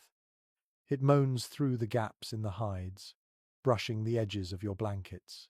You wake to the sound of voices, not afraid but purposeful. The hunters are already outside, tightening lines and checking shelters. The cold has changed its tone. The storm is coming. When you step into the open, the sky looks heavy, swollen with snow. The air feels electric, carrying the scent of something wild. The people move quickly now. Sleds are pulled closer to the center of camp. The lamps are trimmed, the entrances sealed tighter. Children help pile snow against the lower walls, packing it firm to keep out wind. Everything is done with practiced calm. This is not panic. This is preparation. Historians who studied the survival of indigenous communities through severe winter storms often wrote of their astonishing readiness. Without weather instruments or forecasts, they read the air itself. The sharpness of the wind, the way smoke rose or flattened, the distant sound of trees cracking, these were their warnings. When the land spoke, they listened. A 17th century fur trader recorded that his guides could predict a blizzard hours before the first snowflake fell. "They taste the wind and know," he wrote. He laughed at it once, until he ignored their warning and lost his tent to the storm. The people had been right. They almost always were. You feel the change even now. The world seems to hold its breath. The last bit of sunlight fades behind grey clouds, and a hush falls across the plain. Then it begins, snow sweeping sideways, fine and blinding. The air turns to mist and motion. The noise of it fills your ears, endless and soft at the same time. The people move into their shelters quickly. Inside, the light of the lamps glows golden against the hide walls. The storm outside roars like the sea. You hear snow hitting the roof in thick waves, each gust heavier than the last. It feels as if the entire world is shaking. But inside, everyone remains calm. They have done this before. An explorer once described the experience of sitting through such a storm with an indigenous family. He said the snow piled so high that the daylight vanished completely.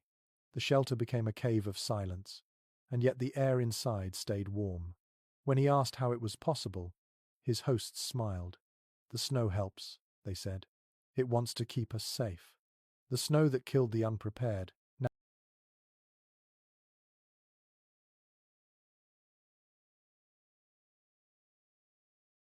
now became insulation for those who understood it. Ethnographers studying traditional architecture later confirmed that packed snow absorbs sound and retains heat better than many modern materials. The design of the shelters curved, layered, and low distributed pressure evenly, allowing them to withstand the storm's weight.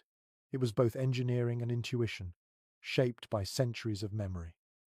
Inside the lodge, life continues in rhythm with the wind. A woman hums softly as she stirs a pot of broth. The scent of meat fills the air, rich and comforting.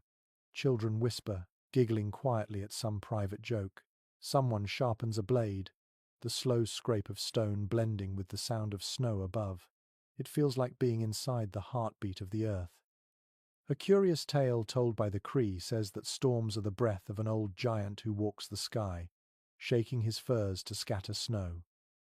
When he grows weary, the wind stops. The people tell this story not in fear, but as a reminder that storms always end.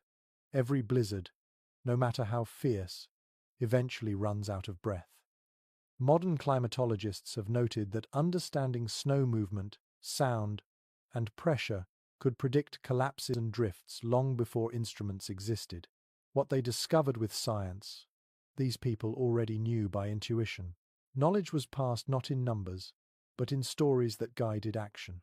When the wind speaks from two directions, stay where you are. When the air smells of stone, the sky will close. You sit listening to the storm's rhythm. The wind rattles, then pauses, then returns stronger, as if it were testing the camp's resolve. Each gust makes the walls tremble, but they hold. The lamps flicker, and people adjust them without fear. The cold presses close, but warmth answers it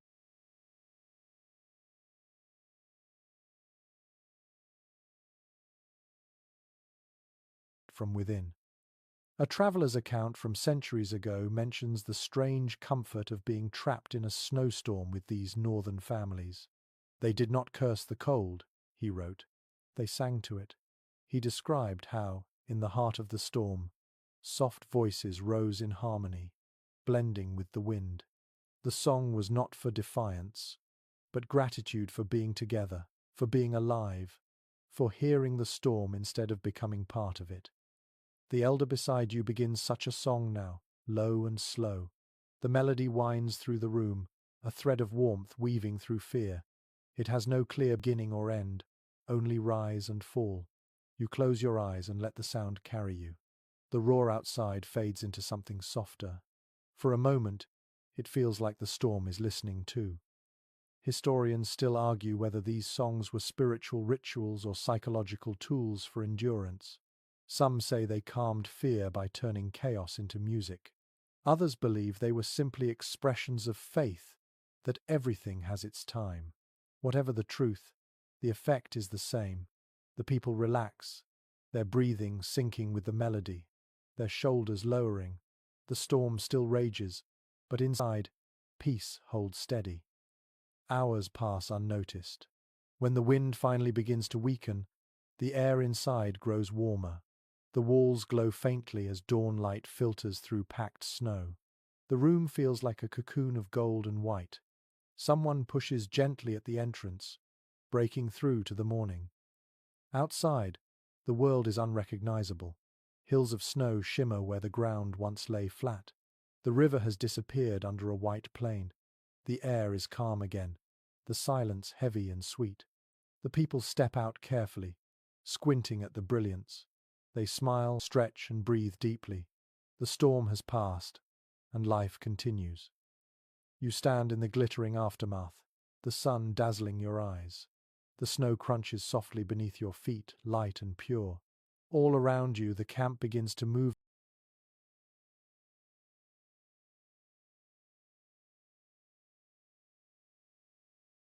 again, dogs shaking themselves free, children laughing, smoke curling upward. The world feels new, washed clean by the storm's breath. You realize that survival is not only about fighting the cold, but learning its rhythm. The storm came, roared, and left, but the people never truly feared it.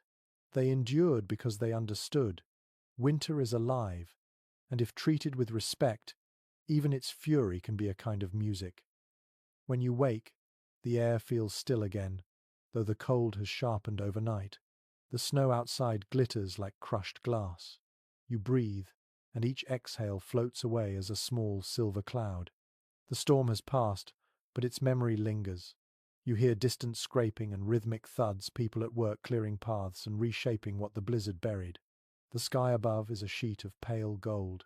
The world feels quiet but alive. You step outside and see that the camp is already moving.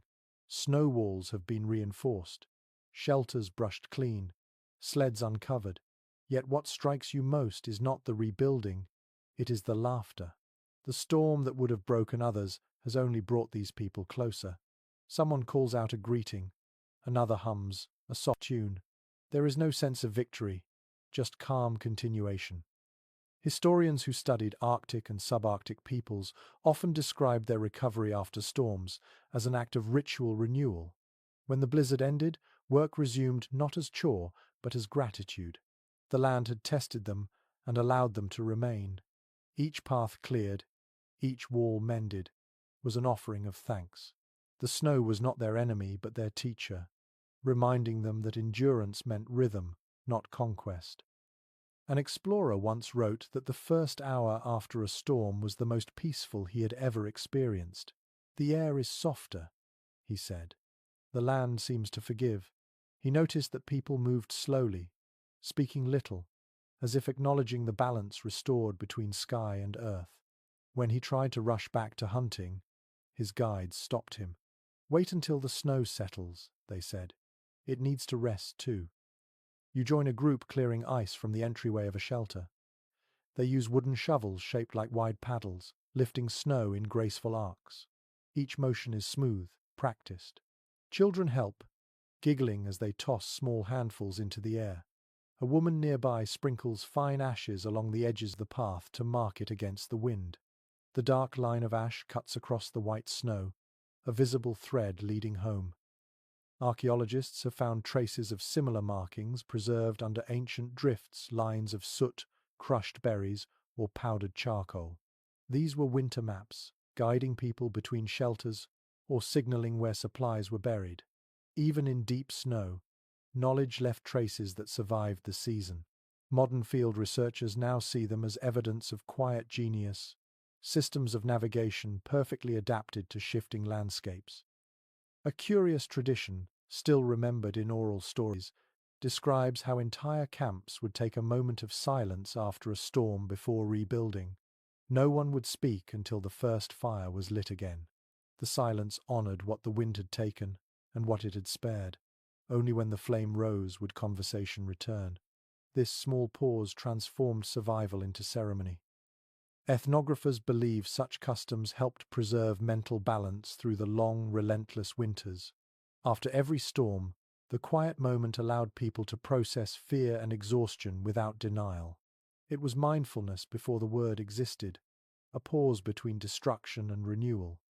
You watch now as one of the elders lights a lamp in the open air. The wick sputters once, then steadies. The people gather around it, faces illuminated in soft gold. No words are said. The light itself speaks. You feel a warmth that is not only physical but deeply human. A missionary from the 18th century once described seeing this same ritual. He misunderstood it as worship of the flame. Later, he realized it was something else entirely. The people were not praying to the light, but with it. In a place where darkness ruled for months, tending the flame was a way of aligning heart and world, a promise that life would continue, no matter how fierce the wind. Modern climatologists studying post-storm air conditions have noted a curious phenomenon. After heavy snowfall, the air becomes cleaner, quieter, and softer to breathe. The snow absorbs sound and filters dust, creating a fragile stillness. The people who lived here did not need instruments to sense this change. They responded instinctively, turning stillness into gratitude. The camp gradually returns to life. Someone starts to cook. The smell of broth and smoked meat spreads through the crisp air. Dogs stretch and shake snow from their fur. Children run again, their laughter bouncing off the frozen trees. The world, moments ago buried and silent, now hums with motion. You kneel beside a young boy repairing a broken sled runner. His small hands move with surprising skill, smoothing the wood with a bit of stone. He glances up and grins. "Storm make us clean," he says softly.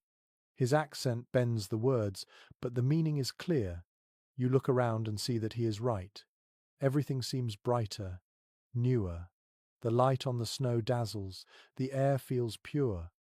An anthropologist once wrote that winter storms were not just obstacles but teachers of humility.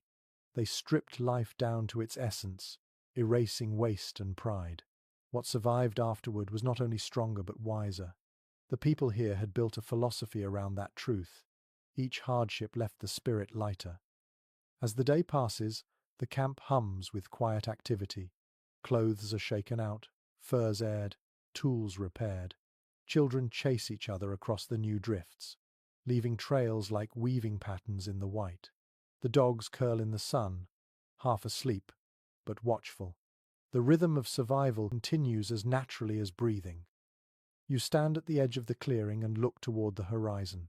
The mountains glow faintly in the distance, their peaks wrapped in cloud. The sky is vast, pale, and endlessly open. It feels less like a challenge and more like an invitation. The storm has passed, and in its wake everything seems sharper, clearer. As the sun lowers, the light turns honey gold. People gather for the evening meal. Steam rises from bowls of stew, the scent rich and earthy. Laughter floats between the shelters again, warm and steady. You realize that this is how they survive, not just the weather, but time itself through rhythm, through patience, through the unspoken understanding that every storm, no matter how fierce, eventually becomes silence and sunlight. You close your eyes, listening to the last whispers of wind along the ridge. The snow gleams under the first stars, smooth and forgiving. Somewhere behind you, the lamp still burns, its light small but eternal. You understand now that survival is not a single act of endurance, but a quiet repetition of faith. In this frozen world, even after the fiercest night, morning always finds its way back. Morning rises pale and soft, and the snow outside glows like a bed of crushed pearl. The air is so still that every breath feels like it might linger forever. From somewhere near the river, the sound of scraping drifts through the silence. You follow it, and find a small group of people working carefully over large blocks of ice. The scene looks serene, but the work they are doing is nothing short of remarkable. They are carving ice not just for shelter, but for tools, containers, and sometimes even art. The ice itself is clear and smooth, cut into perfect shapes with tools made from bone and stone. One man chips a block slowly, turning it into a shallow bowl. Another shaves thin sheets that glisten like glass. Children watch, helping to brush away the frost with soft furs. The air sparkles with tiny crystals. It feels sacred somehow, as though the cold itself has agreed to lend its beauty for a moment. Archaeologists have found evidence that indigenous peoples across the Arctic and northern plains used ice in ways that went far beyond shelter.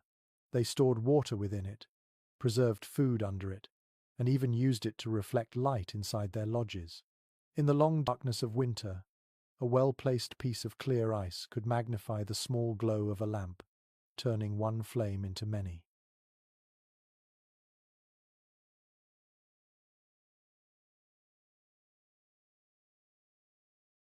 An early explorer described seeing what he called a hall of mirrors inside a northern dwelling. He realized later that the walls had been lined with thin ice panels, melting slightly each day and refreezing at night. The result was a shimmer that made the space glow with silver light. It was practical and beautiful, science and art at once. A curious oral story told in some Arctic communities speaks of the breath of the moon, a spirit said to hide within clear ice. People were careful when cutting it, believing that if they broke it carelessly, they could anger the spirit who controlled the night sky. For this reason, they often sang softly while carving, their voices steady and gentle. Ethnographers who recorded these songs found them slow, almost lullaby-like, each verse thanking the ice for its strength and silence. Modern physicists have noted that the acoustic properties of dense winter ice can indeed carry sound in strange ways. It hums, vibrates, and sometimes even sings when the wind crosses it just right. To those who lived close to it, this sound must have felt alive. Perhaps that is why they treated it with such respect. You crouch beside one of the carvers as he shapes a thick sheet of ice into something resembling a window. He gestures for you to look closer. When you do, you see the distorted reflection of your own face shimmering back, eyes blurred, cheeks glowing red. He grins and says softly, "Now the sun will visit inside." He explains that the panel will be placed in the roof of a snow house to catch the light and filter it downward, making the interior glow like morning even at midday. Historians often note how these practical innovations carried a touch of poetry. Nothing was made purely for function. Everything also served a purpose of beauty. In the harshest months, beauty itself came warmth for the spirit. A polished tool, a carved pattern, a gleaming wall of ice, all were quiet declarations that life, even in cold, deserved grace. A missionary once wrote that he could always tell when the coldest months arrived, because that was when he saw the most decoration. Beads, feathers, polished stone, and ice carvings appeared everywhere. He had expected austerity, but instead he found color and detail. Later, he admitted that he finally understood. They keep beauty alive because it keeps them alive. Ethnographers studying these winter crafts have discovered that the process of making was as valuable as the final object. The carving of ice or bone, the weaving of sinew cords, the shaping of snow all provided rhythm, meditation, and purpose when the world outside slept. The repetition of careful motion calmed the mind and trained patience. You watch as the carvers finish their work. They carry the new ice panel to a nearby shelter and fit it into the roof opening. The moment they step back, sunlight filters through, scattering in 1,000 tiny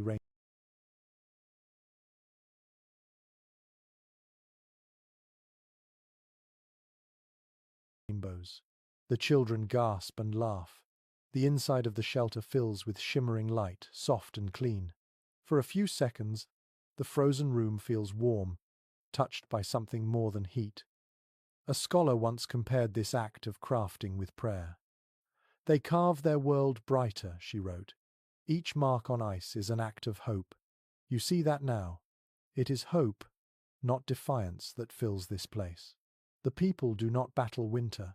They collaborate with it, shaping beauty from what would kill others.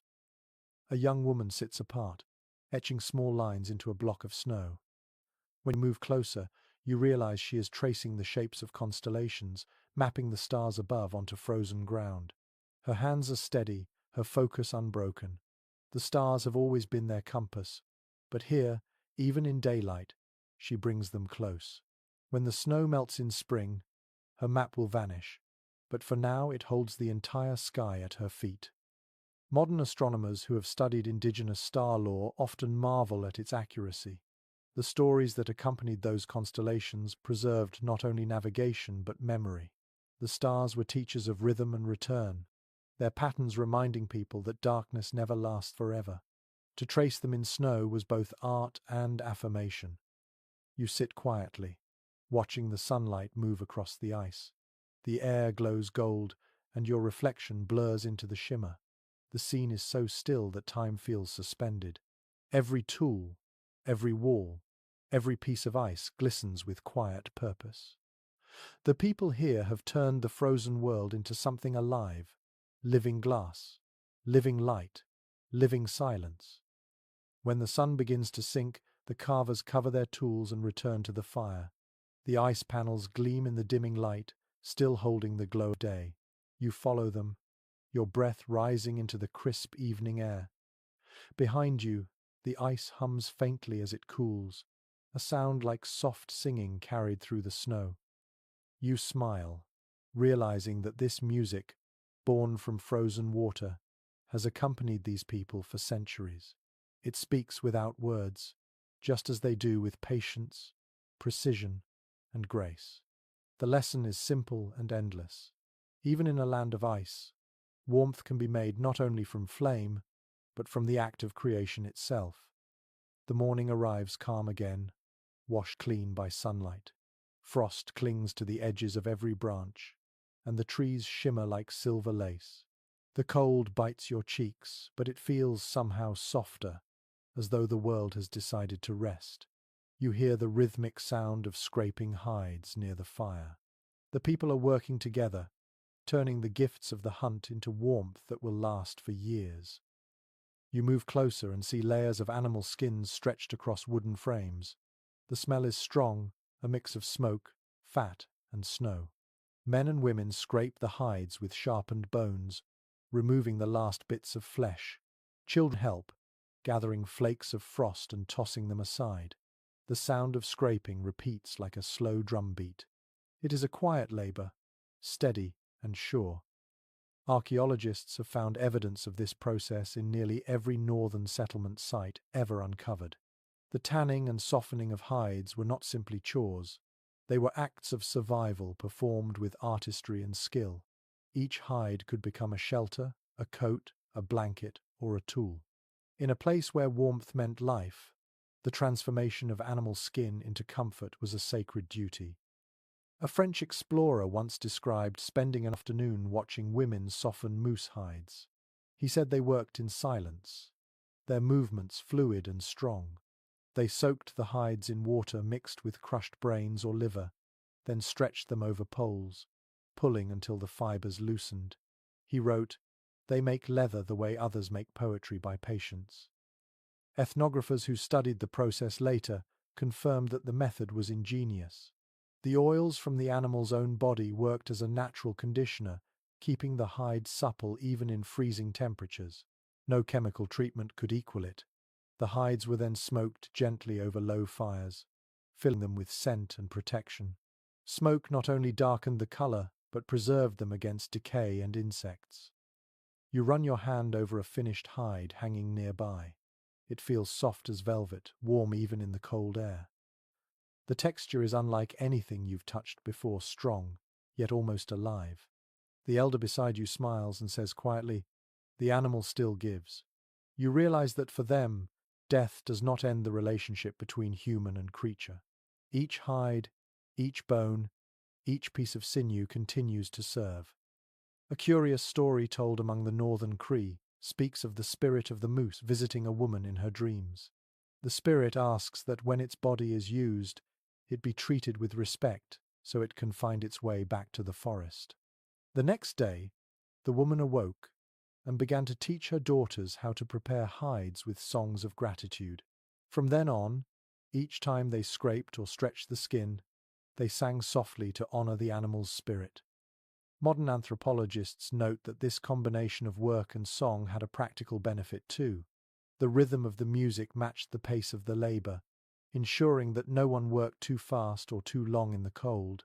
The songs kept breath steady, muscle relaxed, and hands warm. Science now confirms what tradition already knew: steady movement and focused rhythm preserve energy better than bursts of force. You watch as the workers hang fresh hides near the fire. Smoke curls gently around them, staining them golden brown. The air smells rich, earthy, alive. The children dance around the edges, laughing at the shadows their bodies cast on the skins. The adults smile but keep working, their hands sure. The movement is hypnotic. Stretch, scrape, fold, breathe. The firelight flickers on their faces, softening the edges of the long day. An explorer's journal once mentioned that, during the darkest months, people often tanned hides late into the night simply for the comfort of routine. They scrape through the silence, he wrote. The rhythm gives the mind something to hold. He described how the sound of hide against bone became a lullaby that lulled the camp to sleep. Modern psychologists have written about the calming effect of repetitive craft in traditional cultures. The rhythm quiets the mind, turning anxiety into focus. The body remembers what the heart forgets, that patience itself can be warmth. Watching them now, you understand that better than any book could explain. When the hides are ready, they are folded carefully and stored in bundles.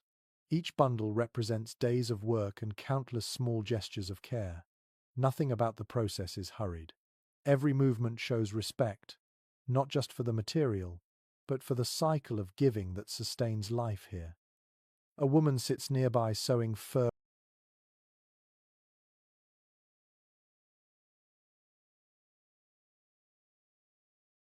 edges onto a newly softened hide.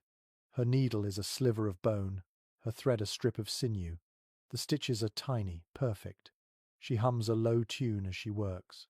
Her daughter watches, eyes wide, hands mimicking the motions.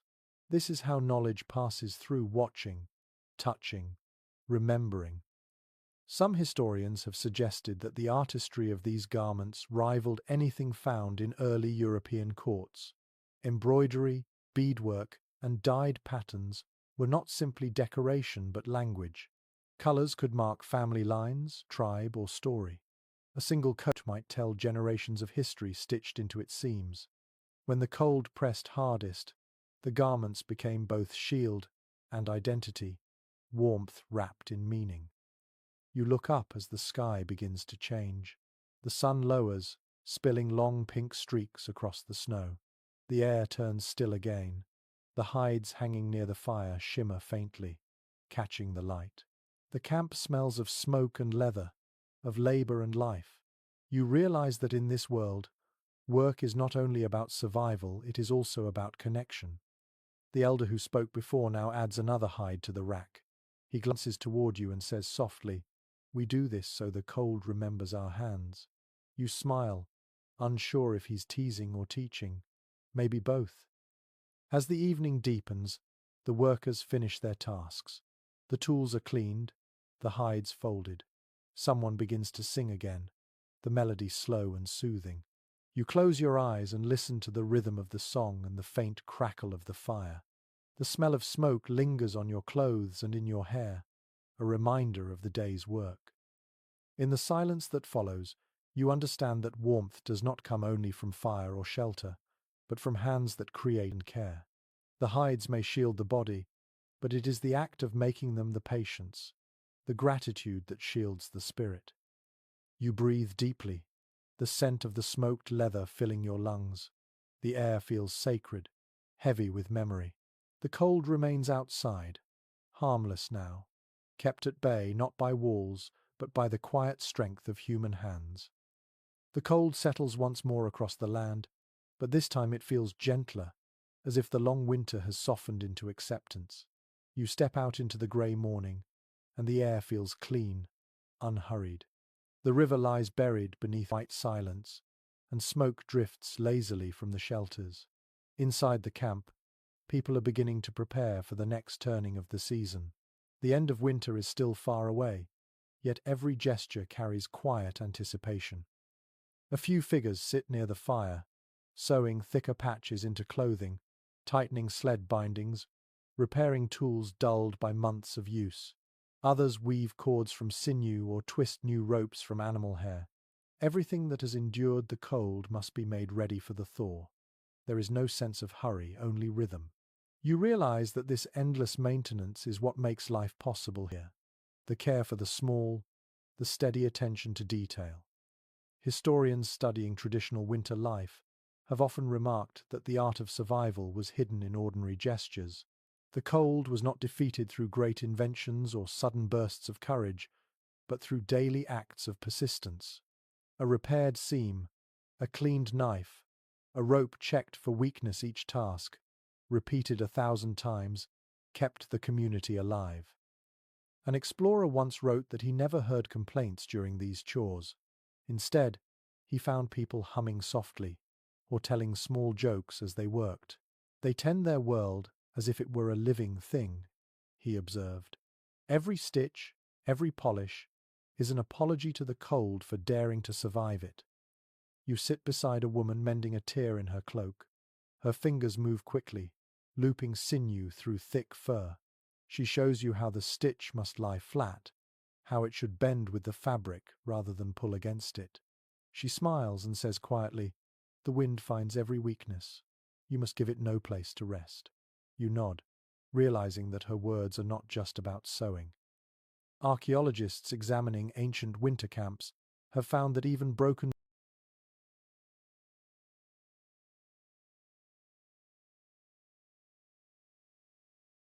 tools were rarely discarded. Bone handles were reshaped, metal edges recast over coals, sinew rebraided. The people wasted nothing. Everything was seen as part of a cycle of endurance. A cracked knife could live again. A torn coat could serve another winter. Survival was not about perfection, but renewal. A curious note from an old fur trader tells of seeing hunters melt broken arrowheads back into usable shapes over small fires. The trader asked why they did not make new ones instead. The hunter laughed and said, "The spirit of this one already knows the way." To him, every object carried memory, a link between past hunts and future journeys. Modern researchers believe that this belief in continuity made material care a spiritual act. Ethnographers later wrote that this practice extended even to the care of shelters. After each storm or cold snap, the people reinforced their snow walls, patched tiny holes with ice or moss, and retied the bindings that held hides together. The structures grew stronger over time, reshaped by weather and attention. When they finally melted in spring, they left behind smooth, perfect circles where warmth had once lived. You help carry water from the river to soften hides for patching. The surface ice cracks gently beneath your weight, revealing dark, slow water below. The sound is rich and deep, like breathing. You fill a wooden bowl and glance up at the horizon, where faint light glows behind clouds. Even now, the world feels vast and quiet, waiting for change. An anthropologist once described winter as a slow dialogue between endurance and faith. He wrote that patience became its own form of intelligence, a way of thinking shaped by time and necessity. The people here did not rush towards spring. They lived within the stillness, trusting that it would eventually shift. That trust, more than anything, kept them whole. You return to the camp and hand the bowl to the woman repairing her cloak. She nods and thanks you with a smile. Around the fire, others work in the same silence, each movement deliberate and full of care. The air smells of smoke, fat and pine. You feel the warmth seep into your bones, deeper than before, more enduring. Nearby, a young man carves small shapes from bone. When you look closer, you see tiny birds, each one perfectly detailed. He explains that he makes them as offerings to the coming season. When the snow melts, he says, the birds return. We remind them we have been waiting. His tone is simple, but there is reverence in his voice. A French missionary once wrote of seeing similar carvings left in tree hollows at winter's end. At first he called it superstition, but later he admitted it was something else, entirely a declaration of continuity. These people did not fear change, they prepared for it with grace. The act of making beauty was itself a kind of prayer. Modern psychologists studying resilience in traditional societies often point to this quiet creativity as the secret to survival. Making something, even something small, reminded people that they still had agency in the face of endless cold. Repairing, building, carving, these were acts of affirmation, proof that life could continue on its own terms. The light fades slowly. The camp finishes its work and gathers around the fire. Someone begins a song, gentle and slow, the kind that seems to rise naturally from breath. It is a song of gratitude for endurance. The words are simple, a repetition of images. Snow, fire, breath, heart. The rhythm carries you, calming and endless. You close your eyes and feel the song vibrate through the ground. Outside, the cold deepens, but the warmth inside grows stronger. You think of the woman's words again. Give the wind no place to rest. You understand now that she meant more than stitching seams. She meant to keep moving, keep mending, keep believing. The night stretches long and peaceful. The lamps flicker softly, the air filled with scent and sound. Tomorrow will bring new tasks, new frost, perhaps another storm. But for now, everything feels complete. The people have faced the cold and shaped it into something steady, something human. You lie back, listening to the fire crackle. Your eyes drift closed, and the sound of the song lingers in your ears. It repeats softly, a lullaby of endurance. The last thing you see before sleep claims you is a curl of smoke rising through the roof and vanishing into the quiet night, carrying warmth to the stars. Morning arrives without a sound. The light outside the shelter glows through the hides, soft and pale like milk poured over frost. You sit up slowly, feeling the warmth of the furs against your skin and the faint crackle of embers beside you. When you step outside, the air greets you gently. It no longer stings as it once did. The season is changing. The camp is calm. Smoke curls from a few lamps, and dogs stretch lazily, their tails flicking snow into the air. People move more slowly now. The urgency that once filled each day has faded into a kind of quiet balance. They are not fighting the cold anymore. They are living with it, trusting it. You realize that the story of their survival is not one of struggle, but of harmony. You walk to the river. It lies beneath a shell of melting ice, whispering softly as the water stirs below. The sound feels alive, almost like laughter under glass. You crouch down and touch the surface. It's smoother now, wetter, the first sign that the deep freeze is beginning to ease its grip. The wind carries a faint scent of pine and earth, the promise of something green waiting beneath the snow. Archaeologists studying ancient northern settlements often speak of this time of year as the quiet threshold. Food stores are still full, tools repaired, and traps still yield. The people have learned the rhythm of endurance so well that even transition feels effortless. They wait for the thaw not with impatience, but with respect, understanding that every season must end in its own time. An explorer once wrote that the calm before spring in these camps felt holy. It is as if the land itself exhales, he said, and the people breathe with it. He noticed that no one rushed to move camp even when the ice began to crack. They watched, listened, and waited for the exact moment when the earth invited them onward. You turn and see families preparing their belongings. Tools are being sorted, sleds repaired one last time. Children run between shelters, collecting small things left behind, an old bone carving, a handful of beads, a strip of cloth. Every object has a place and a memory. Nothing is abandoned carelessly. The people treat even the remnants of winter with the tenderness one gives to an old friend. A curious legend tells of a spirit who visits at the end of winter to measure how humans have behaved. She carries no fire or wind, only a basket. If the people have wasted nothing, she fills it with light. If they have disrespected the cold, she takes that light away. No one fears her. They simply live in such a way that her basket always overflows.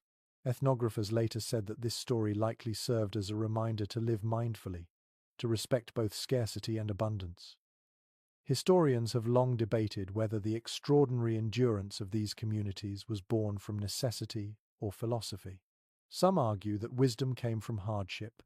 Others say it existed long before, woven into the land itself. Whatever the truth, you can feel the result in every movement around you. Calm, careful, rooted in gratitude. You sit beside an elder near the fire. His eyes are half closed, his hands steady as he feeds the lamp another drop of oil. He speaks softly, his voice barely above the sound of the flame. When the cold comes, he says, we thank it. When it leaves, we thank it again. It teaches us how strong we already are.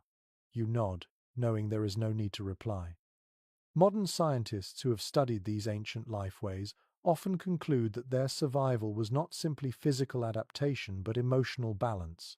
They endured the unendurable by finding beauty in small things, the glow of a lamp, the softness of fur, the song of wind through ice. This quiet resilience has outlasted empires, still carried in stories, still whispered by rivers that refuse to freeze forever. You watch as the people finish their morning work. Someone begins to sing again, a song older than memory. The words speak of return, the geese that will soon darken the sky, the rivers that will open, the first shoots of grass breaking through the frost.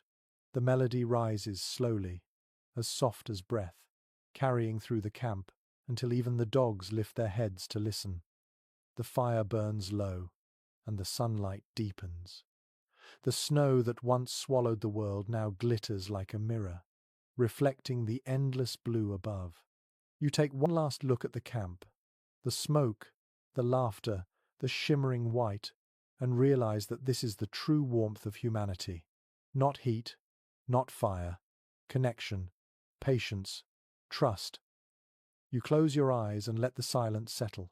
Somewhere far away, the river cracks louder, as if reminding you that change is already on its way.